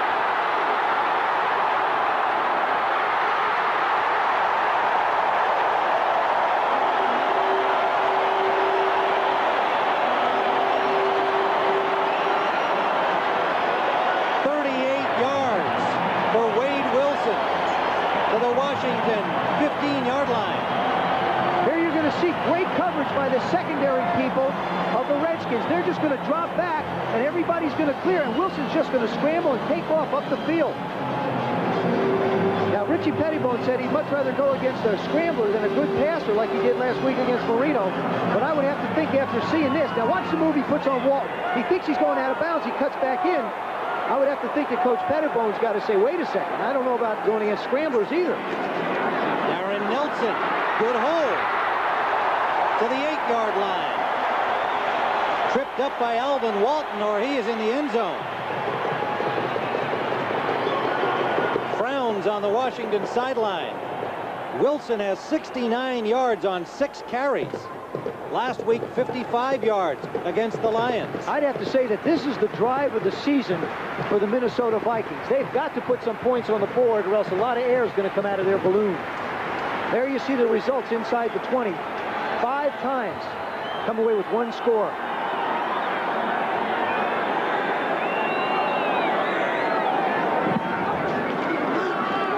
Anderson, nowhere.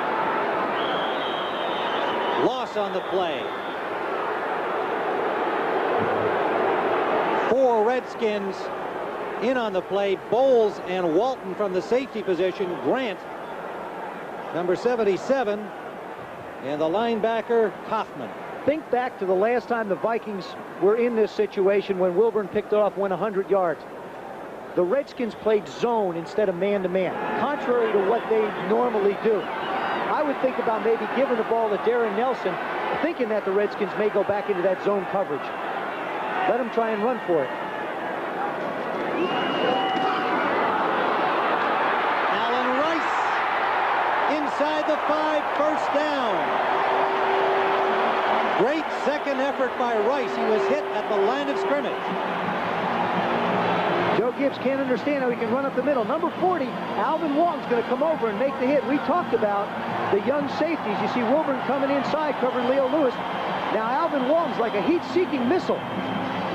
He hits Alan Rice on the side and just hangs on. Manages to get him down on the 4. But he ran through Neil Olkowitz, who was in perfect position at the line of scrimmage to stop him from the first down. Great effort by Rice. First and goal from the 4-yard line.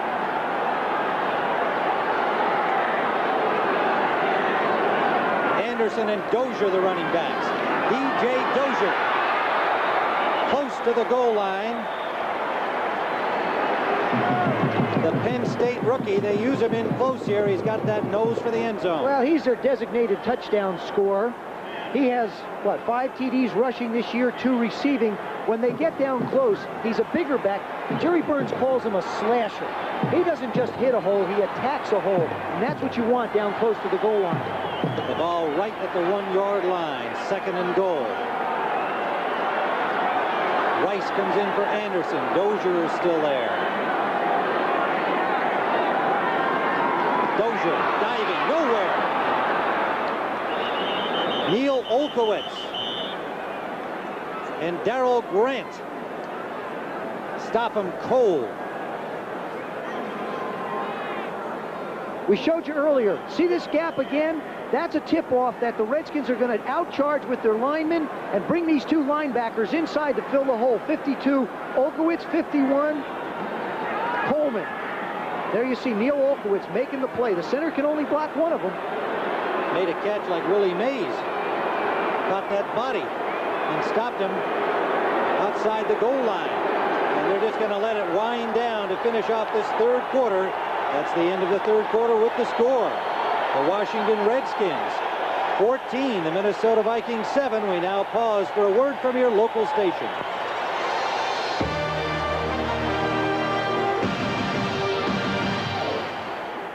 At the Metrodome in Minneapolis, Washington leads 14-7. Vikings 3rd and goal inside the 1. They must win this game to guarantee themselves a playoff spot. And they must score here to prove they're worthy of it. Anderson, touchdown.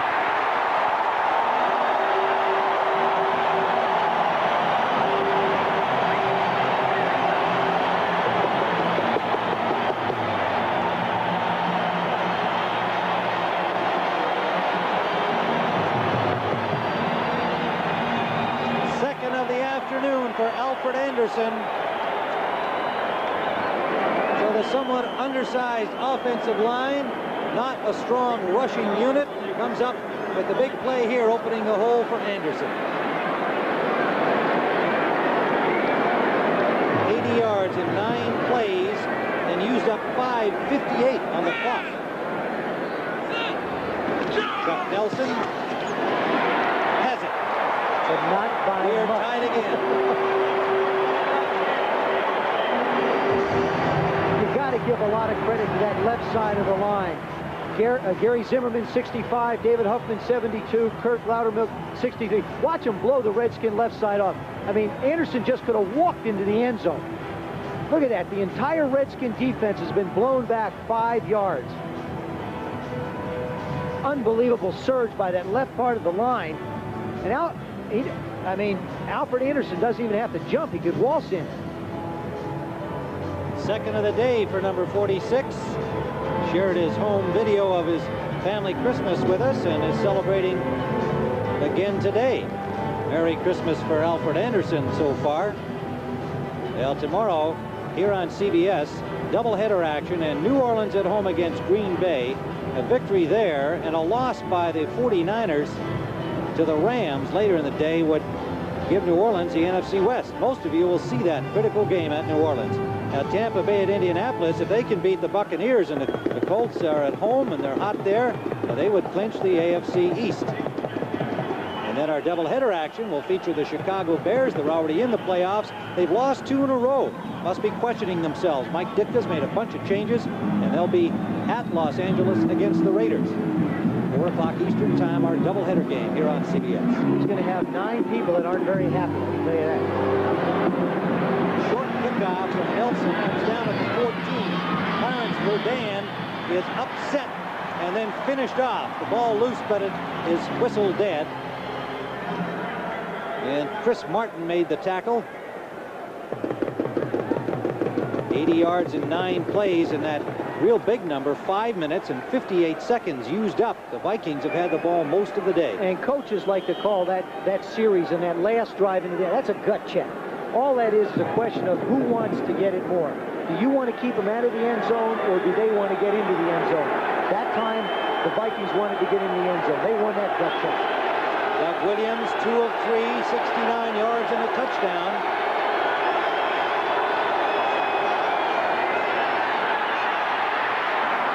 Intended for Gary Clark, incomplete. Millard had his hands up in the face of Williams. The Vikings continue to have a good rush on the Washington quarterbacks.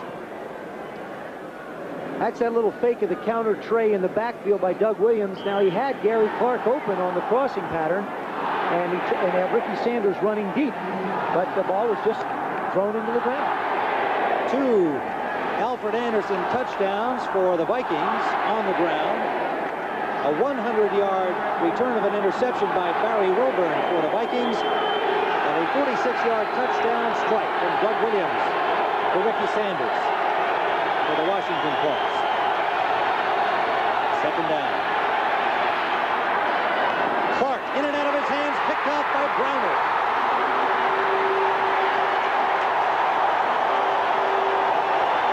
Sixth interception of the year for Pro Bowl bound Joey Browner.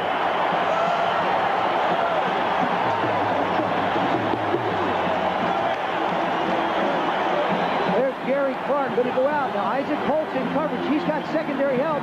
This is a play that Clark had it picked off straight or threw it in the ground. Now it hits him right in the shoulder. And Joey Browner, Johnny on the spot, picks it off. You'll see Doug Williams coming right at you. He makes a good throw right where the ball should be. It's just off of Clark's shoulder pads, high and up. We talked about Gary Clark not at 100%, but that was his hands, not his legs. Minnesota ball, 1st down, Washington 25. Anderson.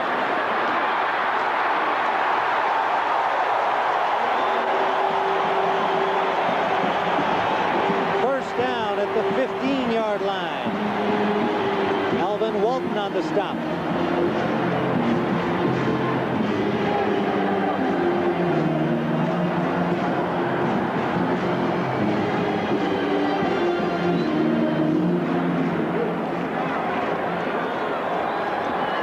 They are banging bodies out here today, and in the 4th quarter, in a tight ball game like this, everybody trying to get that extra pop. Darren Nelson, not much. Maybe 2. Darren Nelson, that little scat back. There's Greg Cook down on the ground. No gain on the play. Dave Butts closed that hole, and the injured player is Greg Cook, the right guard. Now remember, Cook is starting for the injured Terry Tausch, who just this week was able to start to practice some again today. They don't know whether he'll be back if the Vikings are in the playoff, and now Cook is down. We'll be right back at the Metrodome. This NFL game summary is sponsored by Seagram's Coolers. Fun starts. Well, here at the Metrodome, we have a tie game, and you can see Minnesota in total offense, clearly the leader, and they've had the ball much of the game. 3 critical interceptions against Washington quarterbacks, 2 suffered by Jay Schroeder, 1 by Doug Williams. We are at 14-14 here, and certainly the most exciting play of the game scored by Washington's Barry Wilburn. Well, that's if you're a Redskin fan. You got to figure Alfred Anderson's last touchdown, if you're a Viking fan, was the most exciting score to tie it at 14-14. 2 touchdowns for Alfred Anderson today, and so that's how we stand. And Greg Cook able to get himself off the field without any assistance, and they will no doubt try to get him back in action as quickly as possible. Randy Rasmussen, number 52, is in to replace him at right guard. And Nelson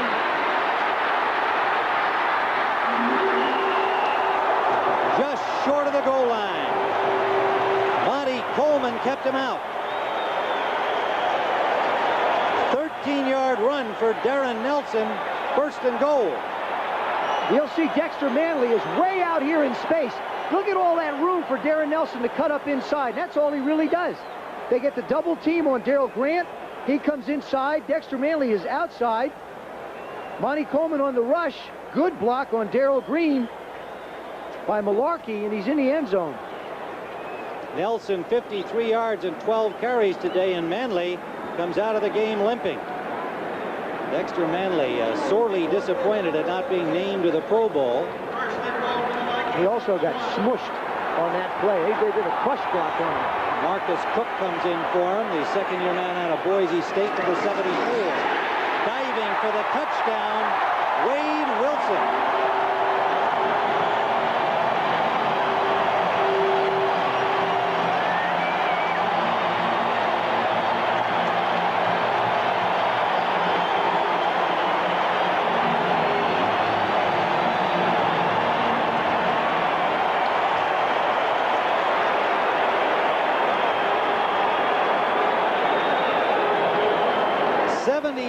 Rushing on the day for the quarterback. 7 carries and a touchdown. Wade Wilson is not just serving notice that he wants to stay the starter this year, but that with Tommy Kramer having played 11 years and of course his health questionable, he's going to make a run for it in the future as well. High snap handled well by Bucky Scribner, and Chuck Nelson converts. So the Vikings, who need this win to guarantee a playoff spot, have retaken the lead.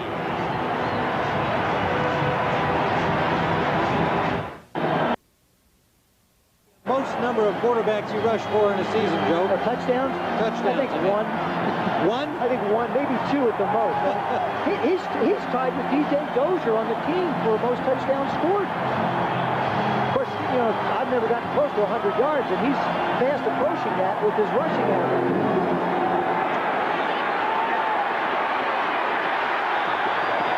Reggie Branch returning the kickoff. Stopped at the 21. If the season ended today, Minnesota would go down, if they win this game, go down and play New Orleans. And the winner of that game, if it's New Orleans, would go to Chicago. Now, if it's Minnesota, they would go to San Francisco. As it stands, Minnesota would play. If New Orleans won, they go to Chicago. The Redskins would go to San Francisco. If the Vikings win, they would go to San Francisco, and the Redskins would go into Chicago and play. What I want to know, is there a cold front in Idaho bringing some snow? Right, coming down from the north.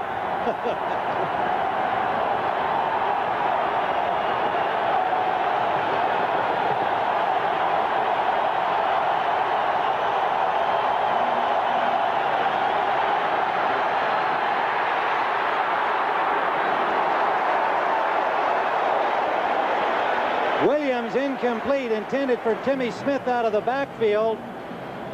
And you saw him signaling, sort of pointing his thumb like he was hitchhiking. He wasn't.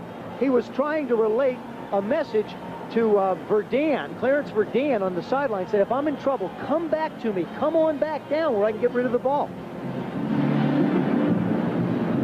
There you see Jay Schrader. He's 9-7 with his team trailing after the 4th quarter. But he's not out there now. Williams now 2 of 6, a touchdown and an intercept.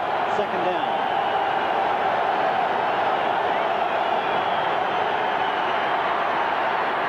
Interception. David Howard. 4th interception today by Minnesota.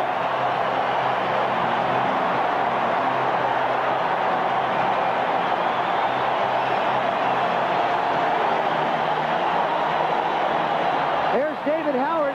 He's just going to drop back. When Kelvin Bryant comes out, he's just watching Doug Williams' eyes. Of course, he has that shield on. He's just going to sit there. He's watching the quarterback, Now he sees him turn towards Kelvin Bryant. Bang! Steps right in front of him. And they are at the Washington 23-yard line.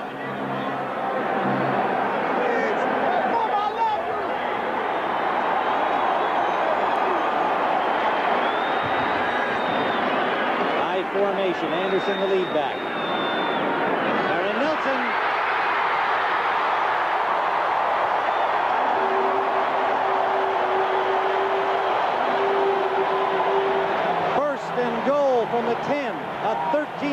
gain.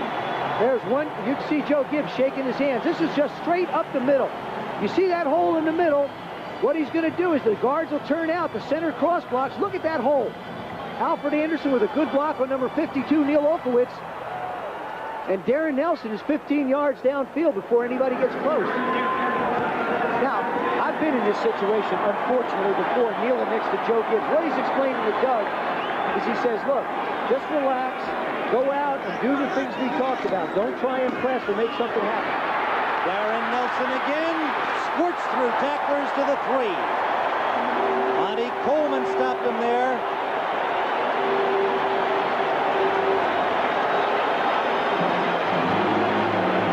Doug Williams 0 for 4 his last 4 passes. Incompletion, interception, incompletion, interception, after he had hit Sanders for the touchdown on his first series in the game. And this almost doesn't seem fair. Darren Nelson has worked to get his team down to the 3-yard line. They take him out, and they put their now they've got their designated scorers in. They've got Wade Wilson in, and they've got DJ Dozier in.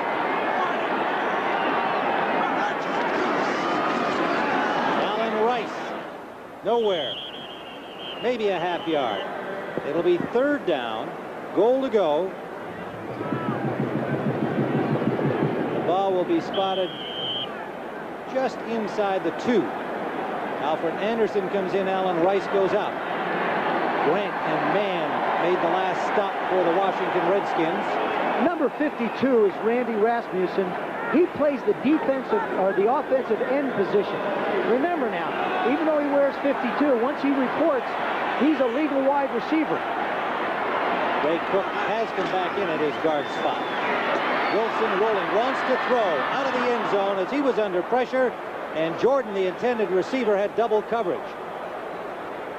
Walton and Wilburn had him well covered. That's just a good decision. Wade Wilson is really playing an excellent football game. He's making good decisions. He's not trying to force anything. He's making good decisions when to run and when to throw.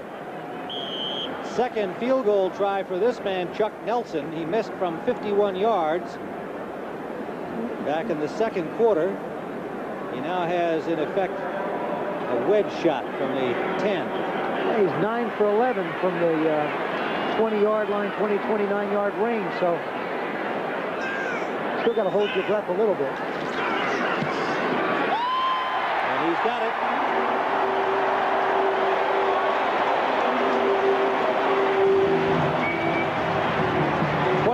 Field goal for Nelson with 9:38 to play. Minnesota leads by 10.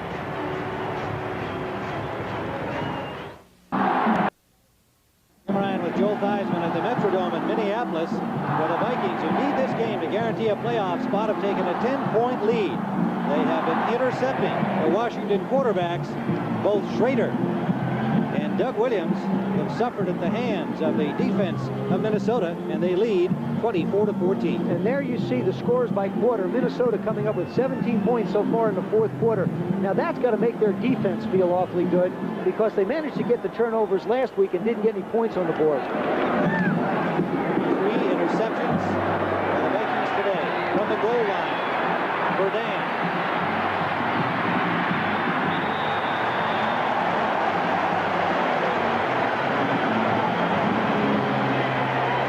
Minnesota defense takes the field, and we remind you that following our football activity on CBS today, our usual outstanding evening for you, CBS special movie, Footloose, starring Kevin Bacon, Laurie Singer, and John Lithgow, followed by West 57.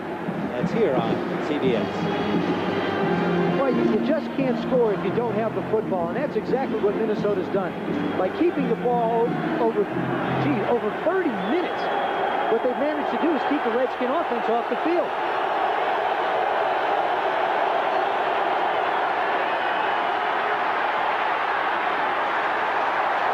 Williams was looking deep, then looked for the release man, and just as he let it go, Millard got a piece of him. Incomplete. We talked about Keith Millard being the German Shepherd out there, constantly putting pressure. You have to remember, in last year's football game in Washington, Millard was really the only starter on that defensive line. there wasn't a Doug Martin. And there, of course, Chris Dolman at that time wasn't even playing defensive end. So he didn't have much help up front. Now he's got a few partners up front to put some pressure on. Well, and young Henry Thomas, the surprise rookie from LSU, doing a good job alongside him. Williams, 2 of 8.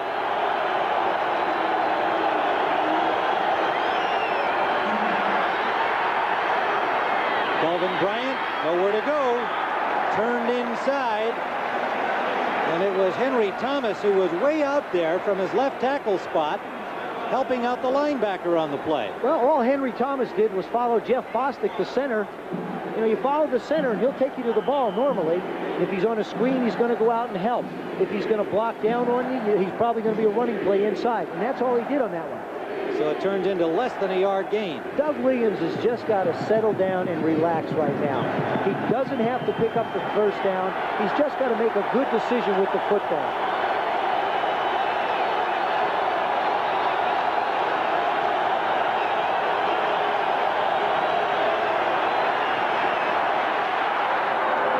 Sanders has the first down. Good decision, good execution. Interesting there, Joe.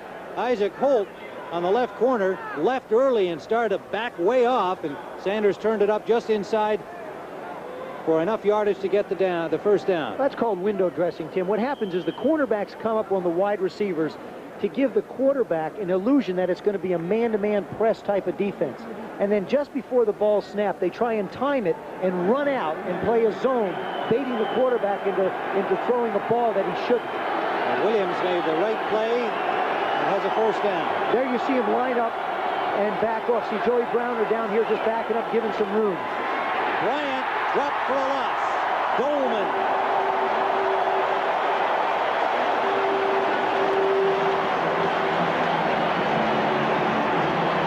Well, a little bit ago, you saw a graphic detailing the rushing yardage a week ago when Joe Gibbs was happy about what they were able to do on the ground with Rogers, Smith, all contributing, but today, not so good. Loss of 5 on that one. Also, you got to understand that the Miami Dolphins were 26th against the rush, so that 200 yards rushing shouldn't place much credence in that.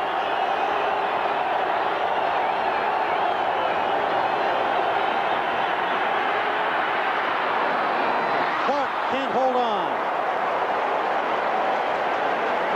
3rd down.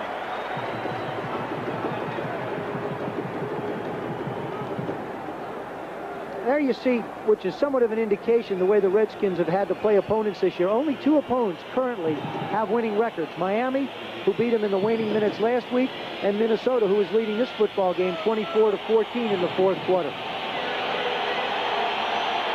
It doesn't really give them a good feeling going into the playoffs because you know everybody there's got winning records.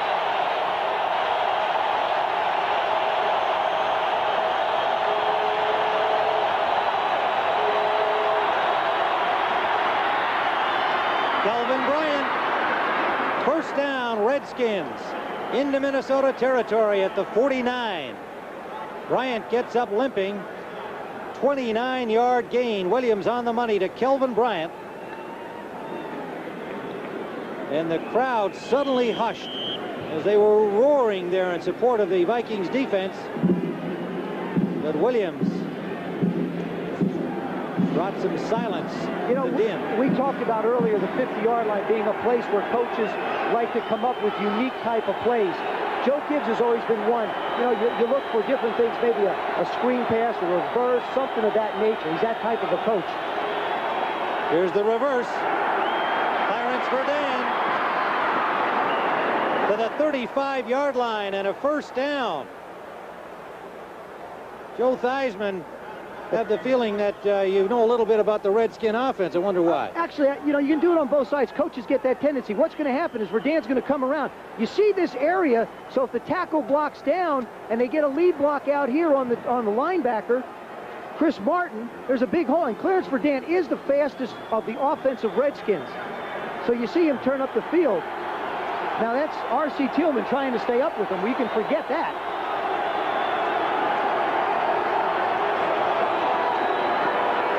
For Clark.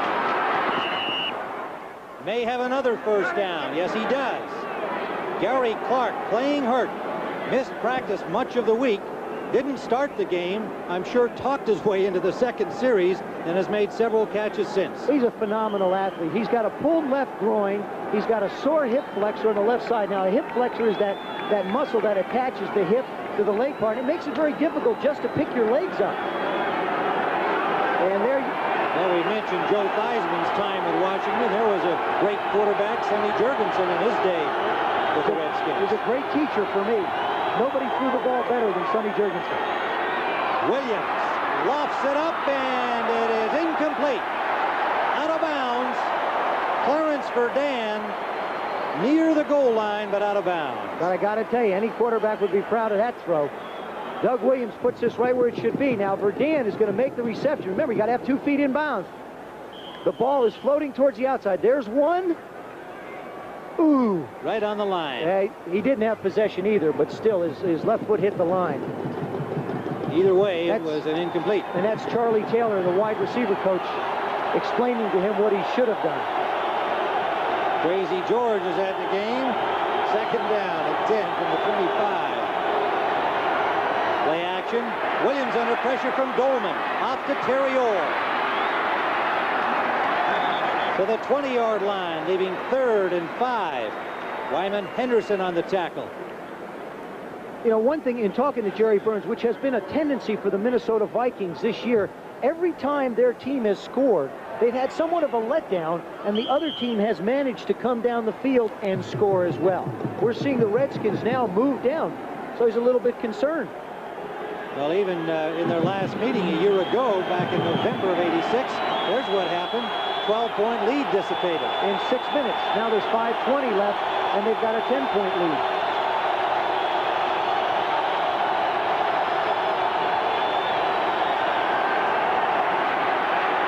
Williams in and out of the hands of Kelvin Bryant.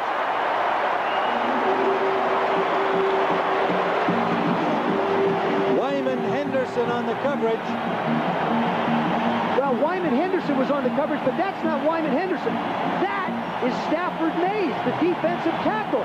He's in pass coverage on Kelvin Bryant. Look at that. That is a defensive tackle in pass coverage. I've heard about, you know, the way football has evolved with these, you know, specialty guys, but I don't think Stafford Mays is a specialty cover Kelvin Bryant backfield guy. Field goal try for Ali Haji Sheikh. And he's got it. So Washington comes up with 3. 37-yard field goal for Haji Sheikh. And they reduce the margin back to 7 points. We have a lot of time remaining. 5:05 to play regulation time. The Vikings, who need this victory to guarantee a playoff spot. Washington, hoping a victory today and a win by the Raiders over the Bears tomorrow would give them the home field advantage. And the Redskins really are playing for respect. Joe Gibbs says, even though we're 10-4, our football team has not been able to get the respect of anybody. Yeah, maybe the people we've played haven't won that many football games. We showed the graphic earlier, just Miami and Minnesota with winning records. But still, you know, you're 10-4, and that should be enough. They can't get it. Well, tomorrow, the picture will come clear. Green Bay at New Orleans. NFC West at stake there, as New Orleans with a victory over the Packers and then a Rams victory over San Francisco. The Saints would be the NFC West champions. Indianapolis with a victory over Tampa Bay can clinch the AFC East. And who do you think the St. Louis Cardinals are rooting for in this one? Oh my goodness, they want Washington to win because the Cardinals are still alive, so their game at Dallas could be very big indeed with a loss by the Vikings today. The second game of the doubleheader will have the Bears at the Raiders. The Bears are in, but have lost 2 in a row. Must be doing some wondering over there in the Windy City. Darren Nelson from the 3. Met at the 20-yard line. And the first hit made by Joe Caravello, number 88, a reserve tight end.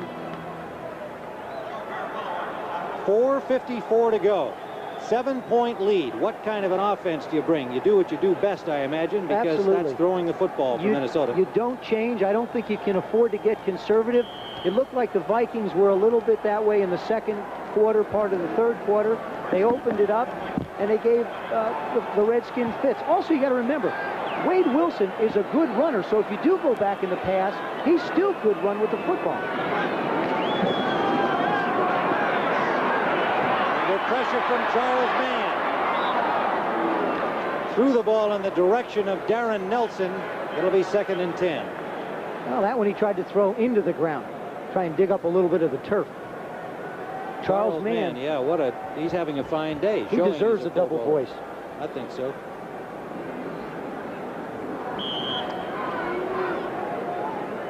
Big Charlie. His wife is due on April 4th, so he's playing this one. Tyrina, his wife, sitting at home. 2nd and 10, Vikings. Blitz. Got the pass out. Nice move by Nelson. Trying for the first down, and it'll be close. Well, Todd Bowles got part of him, his shoe, but that was about it. The Redskins anticipating that the Vikings would try and throw the ball, so they bring it on the blitz, and Wade Wilson, with his mobility, does a good job of swinging the ball out to Darren Nelson. 13 of 23, Wade Wilson, in this game.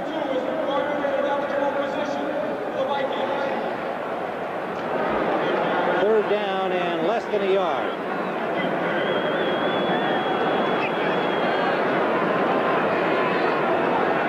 Anderson and Dozier on the short yardage. Anderson sails up. And that's one of those spot situations. It was Olkowitz who made his 2nd catch of the day, catching bodies falling on him. I don't think there was any question. He got over the 30-yard line. He was well over the 30-yard line with the spot. Of course, everybody's going to point and say he should be back further, he should be here. Of course, you got to wait for the bodies to clear before you can put it on the ground.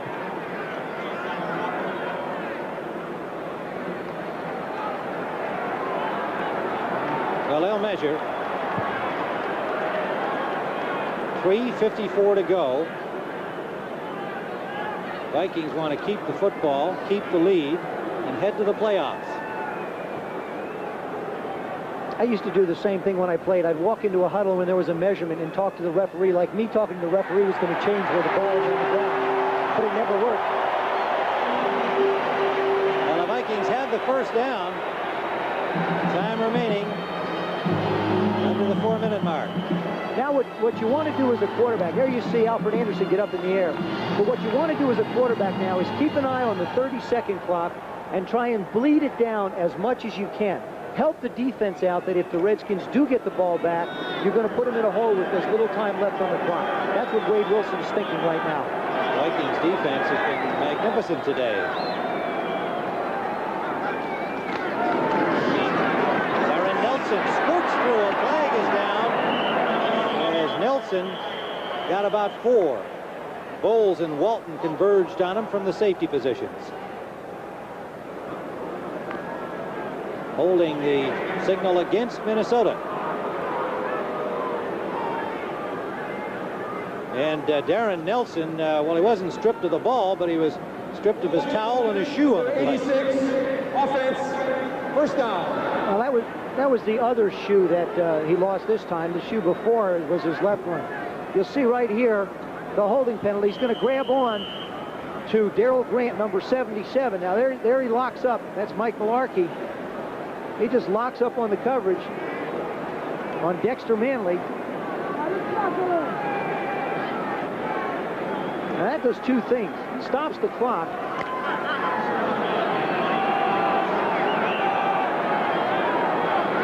And what else? And it takes some time off the clock. It doesn't take as much time off the clock as you want. Dozier. Good piece of running by Dozier. Gets it back over the 25-yard line, but will leave a 2nd and 14. First charge timeout, Redskins. So the Redskins, conscious of the clock, take a timeout, stopping it with 2:46 remaining. Butts made the tackle on that last play. Well, if you've joined us along the way, the Vikings took the early lead on a 9-yard touchdown run by Alfred Anderson back in the first quarter. And then the most electrifying play of the game with the Vikings driving. Barry Wilburn picked it off right at the goal line, took it the distance to tie it. Then in the third period, Doug Williams came in to replace Jay Schrader, and on his very first series, a perfect strike to Sanders and made it 14-7. First time the Redskins led in the game. But Alfred Anderson, after a big long run by Wade Wilson, set it up. Anderson took it in, his second touchdown of the day. And then Wilson scored from a yard out to give the Vikings a 21-14 lead here in the fourth period. And Nelson's 20-yard field goal enhanced it to 24-14. Haji Sheik hitting from 37 yards for the Vikings brings us to where we are now. But 2:46 is all that remains and a 7-point Viking margin. Redskins have 2 timeouts remaining. 2nd and 14, Minnesota. Wilson going for Carter, well overthrown. And he was wide open. Well, Bob Schnelker, the offensive boss of the Vikings, said after last week's game against Detroit, Wilson's scrambling did pull us out of some bad spots against the Lions, 55 yards rushing, but on certain things, he has to get better. He had Anthony Carter wide open on the first play of the game and threw it over his head. He has to hit those open receivers, something he didn't do sometimes in the Lions game. And he hasn't really done it very well this afternoon. What he's managed to do is make key plays, but he has had Anthony Carter open at least twice before and overthrew him. Third down. Now he needs the first down.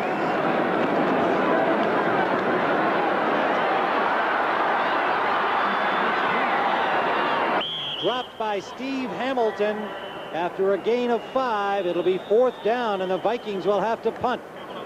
2:30 on the clock. The Redskins call their second timeout. Of course, we get into discussions as to why teams call timeouts, and it's just to utilize the 2-minute warning as an additional timeout at this juncture of the game. Redskins know they're going to get the ball back, so instead of really having 3 timeouts at this time, they have 4. I know you asked for that explanation many times before. I love to hear it. I mean, you detail it so well. Yes, yes. Well, they have 2:30 left, and the Vikings will have to give up the ball to Washington, so hang on to your hats, folks. A 7-point differential. Earlier today in the National Football League, Cleveland clinched the AFC Central with their 19-13 win over Pittsburgh. So 3 teams in the AFC are into the playoffs. Denver and Seattle will either be division champions or wild cards in the West, depending on what happens tomorrow. Indianapolis plays Tampa, and they are playing them at home in the friendly confines of the Hoosier Dome, and a victory there will clinch the AFC East for them.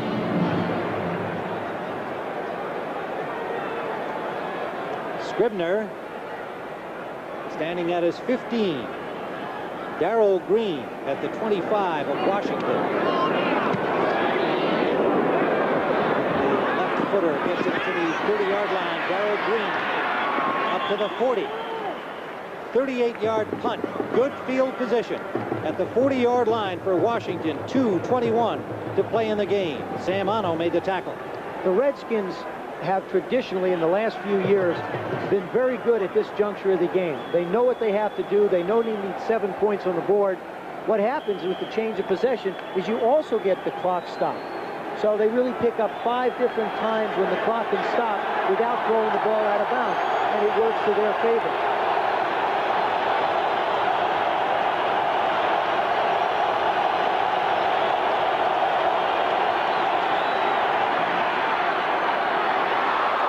Complete.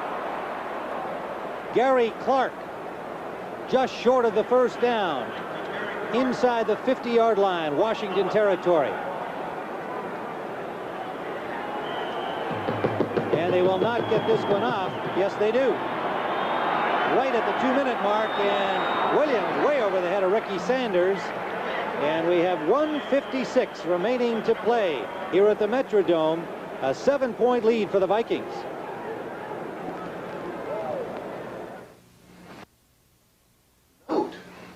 Look, it says, thanks, Mallory. Love, Santa. Yeah, he found your snack that you left for him. What about that? Isn't that a lovely sight? Those huge defensive linemen and their little kids on Christmas Day. Home video from the Irwin family. 3rd and less than a yard for Washington, just inside their 50.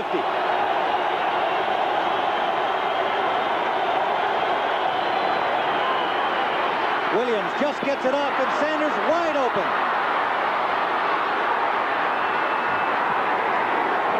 Touchdown. Ricky Sanders, 51 yards. Williams, his 2nd touchdown pass to Ricky Sanders. 1:46 to play.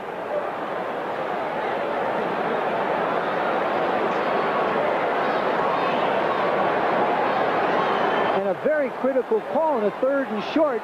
You'd think they'd go for the 1st down to try and set up some more plays. Crossed them up. Joe, you know they had 6 defensive backs in the Vikings on that play. Leads you to believe they were looking for a pass, but he was wide open. Well, what happens is there was excellent blocking up front by the Redskin offensive line. Haji Sheik. And we have a tie ball game with 1:46 still to play. What you're going to see is Sanders is just going to work out and break in. Their safeties are going to come out. The corners are going to stay with the wide receivers. There's a giant hole in the middle. Williams does an excellent job of staying in the pocket. There you see the hand fighting now. There's nobody in the middle of the football field. Isaac Holt, that's Carl Lee, I'm sorry, chasing down Ricky Sanders, but can't get to him. Ricky Sanders playing for the injured Art Monk, and he took it to the wall.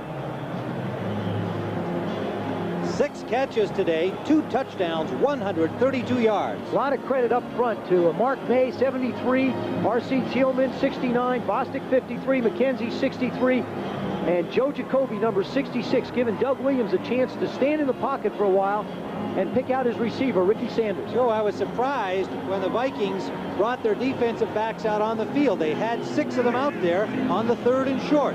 One would, as I said, you'd get the feeling that they expected pass, but Sanders beat him. Well, what they did is they anticipated right. They just didn't execute. The Redskins sent out their receivers instead of what's called their jumbo package or their short yardage package, where they put in 3 tight ends and 2 running backs. So it was a very good mirror job by Floyd Peters and the Viking defense, but not good execution by their players on the field. So once again, we have a brand new ball game, but we're almost out of time here. 1:46 regulation time. Darren Nelson back for Cox's kickoff. Takes it at the 4. Oh, what a hit on it. At the 15-yard line, Raven Caldwell, reserve linebacker, leveled him. And Nelson, a little slow to get up, as you might expect. 5'9", 180-pounder. You're going to see from the left part of your screen a missile by the number of 50. Raven Caldwell. There it is. Boom! Oh, my goodness. I did the exhibition game for the Redskins against Pittsburgh, and in that exhibition game, Raven Caldwell made a hit just like that and lost his helmet. Now, that's what he was famous for up until this point. He could have lost his head easily on that one. See what the Vikings can do. Wilson under pressure. Not much. Little, if any, gain. Alan Rice made the catch on it. Linebacker Mel Kaufman made the tackle. Good coverage on him. This is where Wilson's got to be very conscious of the time that they're wasting setting up.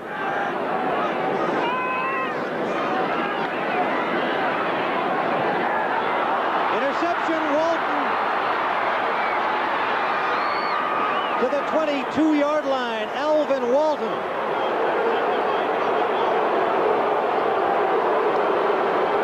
Third interception of the day by the Redskins. And now with 1:09 left to play, they are deep in Minnesota territory with a chance to spoil the playoff hopes of the Vikings. You can't even see. The safeties are out here in no man's land. They're man-to-man up front. They're running with Leo Lewis down the middle. Now, Alvin Walton's going to appear out of nowhere, right out of your picture on the lower left-hand side. There he is. Now, he's just reading Wade Wilson's eyes. He's backing up and playing center field. The ball is overthrown. He makes the interception.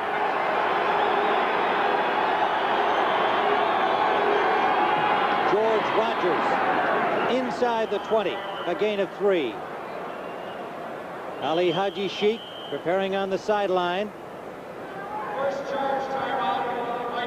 Now, if you're Joe Gibbs and the Redskins, you want to be able to gain a few more yards. If Haji Sheikh is to come in, it'll be a 37-yard field goal attempt. Anything from out that far is not necessarily a lock. He doesn't have that strong a foot, really. If you're the Vikings, you don't want the Redskins to get any closer. And I do not believe that the Redskins will put the ball in the air in this situation on the field. Haji Sheikh missed from 35 in the first quarter, hit from 37 in the fourth quarter. And on the season, he is now 12 of 16. 12 of 17, pardon me. Richie Pettibone probably summed up this game as well as anybody. He's the defensive coordinator for the Washington Redskins. When I asked him about this football game, he said it's going to be a Donnybrook, and the team that has the ball for the last series will probably win. Well, he was certainly prescient. It is inside the 20 with 1:01 to go.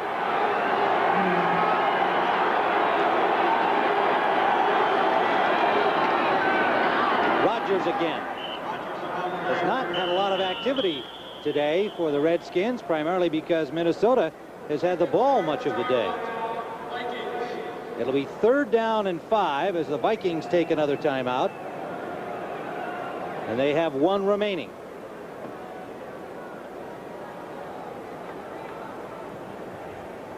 Doug Williams conferring with Joe Gibbs.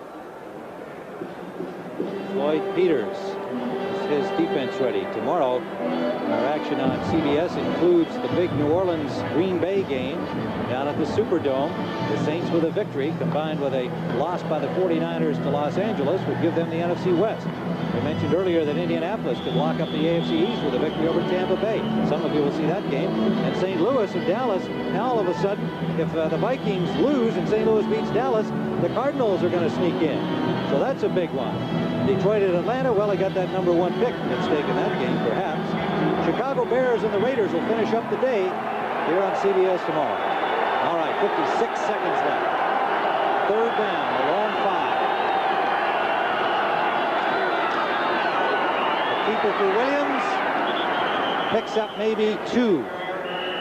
Close to the 15. Final timeout taken by the Vikings.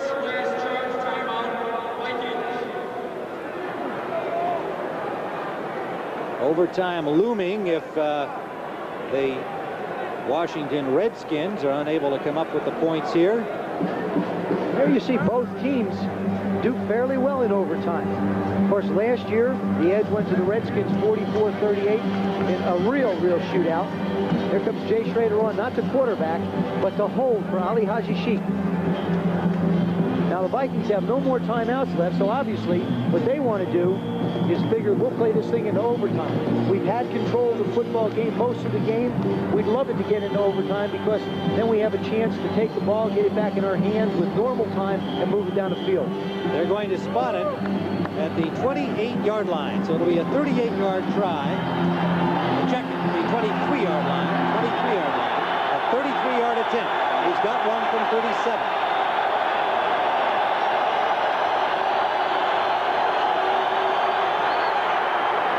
The snap was bobbled by Schroeder, a high snap, and Haji Sheikh misses.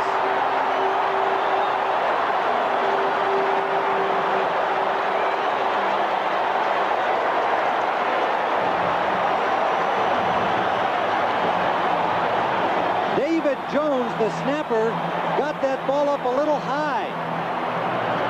Schroeder had difficulty pulling it down. Well, I don't think they give enough credit to a holder, and also he doesn't get analyzed enough. Now, that's a hold, truthfully, I held for 15 years, and I think that you should be able to handle that ball. In this kind of a situation, you have got to let that kicker know that no matter what, you're going to have the ball down clean so that all he has to worry about is kicking it through. Well now, folks, 46 seconds left. We have a tie football game, and the Vikings have the ball at their own 20. No timeouts. That's right, and you want this thing to go into overtime. And that's the way they're lined up. If you're the Viking, that's what you want. You want to play another quarter of football. Well, the fans booing them here, but There is not much question about this decision. Well, after Wade Wilson goes down the field and threw an interception the time before, they booed him. Now he kneels down to try and give himself some time to regroup, and they boo him. Well, at halftime, we had a tie, turned into a 30-minute football game, and we're now about to turn it into sudden death.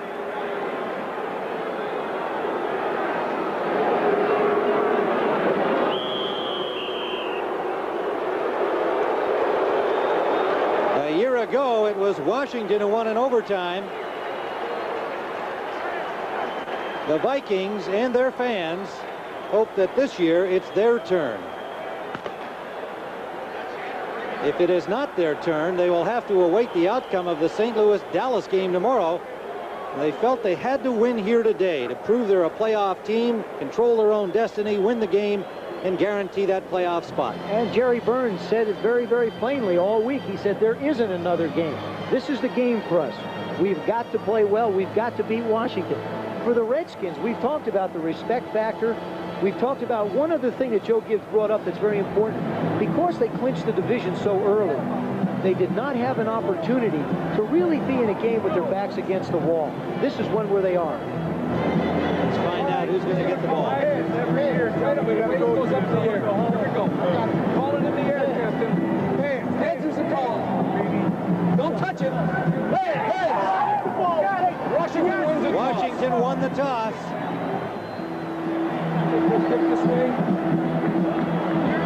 Tommy Kramer indicates the end of the field. The Vikings want to defend. No wind to worry about. And so we'll be back with overtime in the Metrodome in just a moment.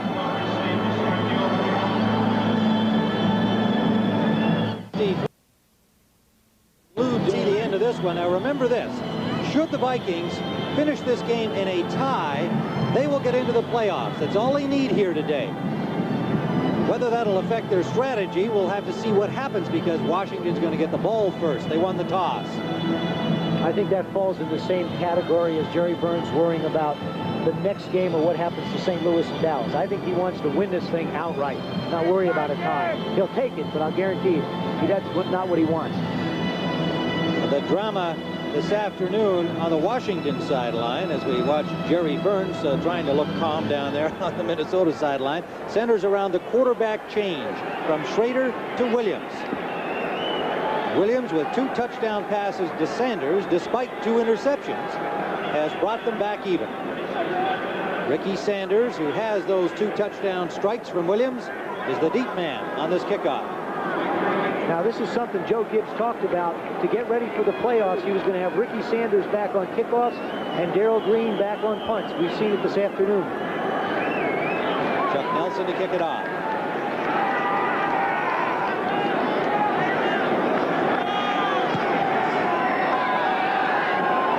High. Comes down at the 11. Look out. Joey Browner got him at the 47-yard line. The speed of Sanders burns the Vikings again, a 36-yard return. That's simply why you put the man back. You see the ball's kicked on this side of the field. He's just going to take it and hit the crease.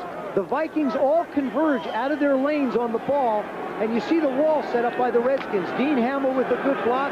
Reggie Grant with a good block. Forces Joey Browner to make the tackle out of bounds. 47-yard line, Washington.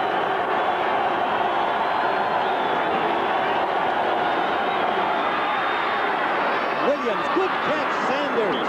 First down to the 31-yard line of Minnesota. Carl Lee on the tackle. Well, you go to your money, man. They put him back to return the kicks. There's Ricky Sanders. He's just going to go down and run a crossing pattern on Carl Lee. Very similar to the route he caught before for the touchdown. You see him just turn around on the inside on an in move. That's a great catch.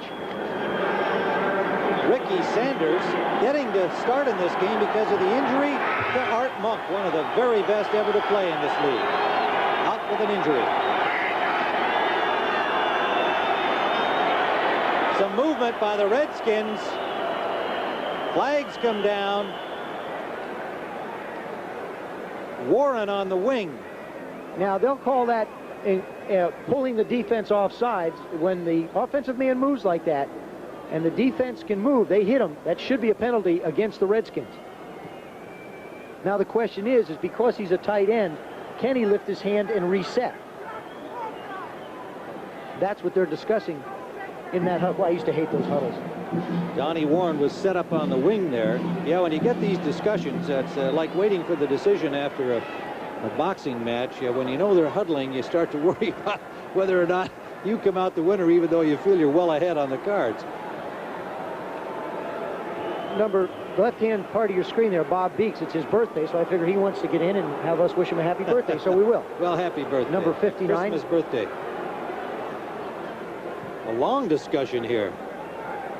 Time here also, there's a member of the Redskin training staff by the name of Joe Cuso, who's been a trainer for the Redskins for a long time, who's recovering in the hospital, and want to send along my best wishes to Joe for a speedy recovery, and we're all pulling for you. Well, there's a look of consternation on the face of referee Mark Bright in the black hat. And they haven't yet arrived at a decision. Well, we were close. I think they were close to a decision. He's just baiting us. That's all.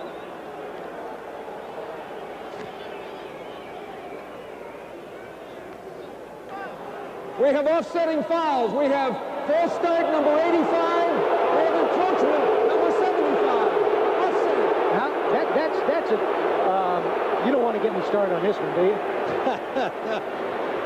That's a mighty chintzy way of getting out of making a call. I want to tell you. How can you have offsides by the offense and the defense encroach after the offensive guy moved and not assess a penalty? Well, it comes down to zip. Still 1st and 10. Melvin Bryant. 2 yards inside the 30. Keith Millard, Jesse Solomon on the tackle for Minnesota. And an injured player down, and it is Dolman. Chris Dolman getting attention from the training staff. Headed to the Pro Bowl. He has been outstanding all day today. Joe Jacoby will be glad to see the last of him. You're going to see Dolman right here. He's going to come in on the play and just get hit. Left-hand part of your screen, you see him make the move. Ricky Sanders comes in and rolls over. Oh, I see what happened. He rolled over on that ankle. Dolman gets to his feet and is apparently all right.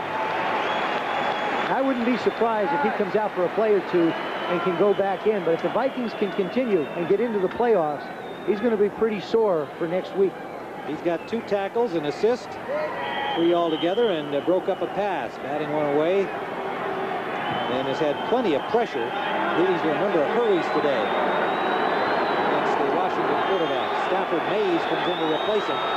2nd and 9. Williams, and that one is deflected. Millard got a hand on it.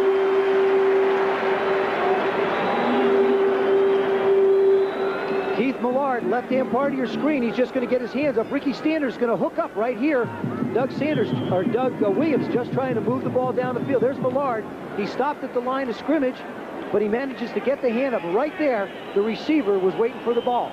Well, that's a great play by Millard, as Raleigh McKenzie was doing a good job blocking on him. We talked about big plays in a game. This is the big one for the Redskins. 3rd down and 9. You got to get closer for a field goal attempt.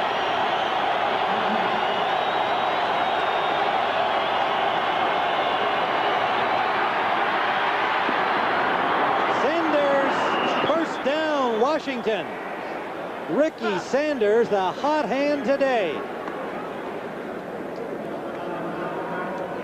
Same exact play they ran before, except this time Ricky Sanders wanted to run the out pattern. You saw that signal by Don Bro just to the right of Joe Gibbs, the backfield coach, signaling to the backs, hold on to the ball with 2 hands. 1st down, Washington, 20-yard line. I don't believe you're going to see the ball in the air too much from the Redskins. This is going to be just a simple off-tackle play to the right with George Rogers. Put 2 hands on the ball and don't fumble.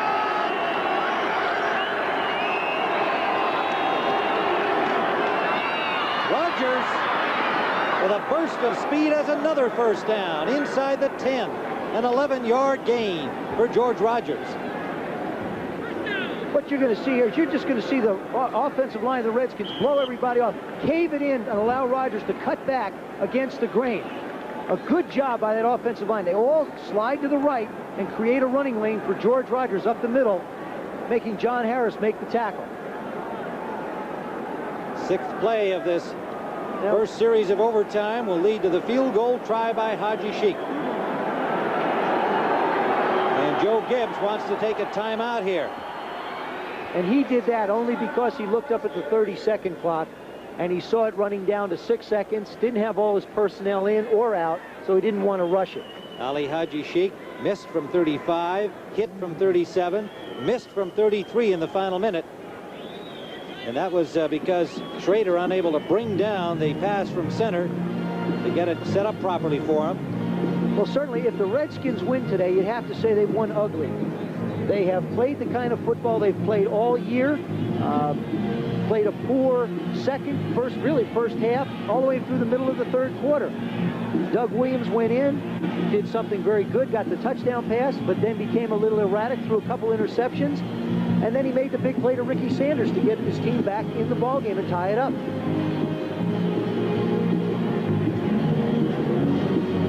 DJ Dozier looking a little disconsolate at this point, as they know that this guy can end things for them here today. They'd have to wait and see what happens with St. Louis and Dallas tomorrow. 1 of 3. 37-yarder. Ali Haji Sheik 4 for 4 from 20 to 29 yards. This will fall in that category. Joey Browner, that Pro Bowl doesn't look so important right now. They spot it just outside the 16-yard line.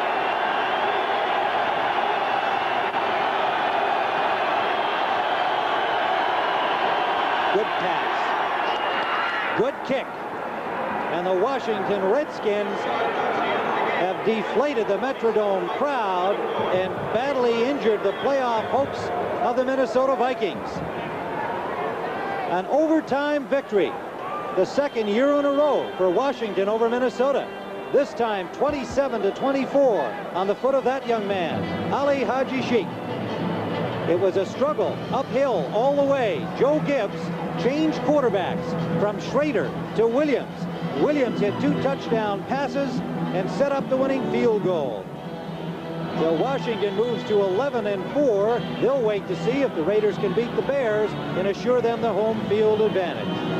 27-24.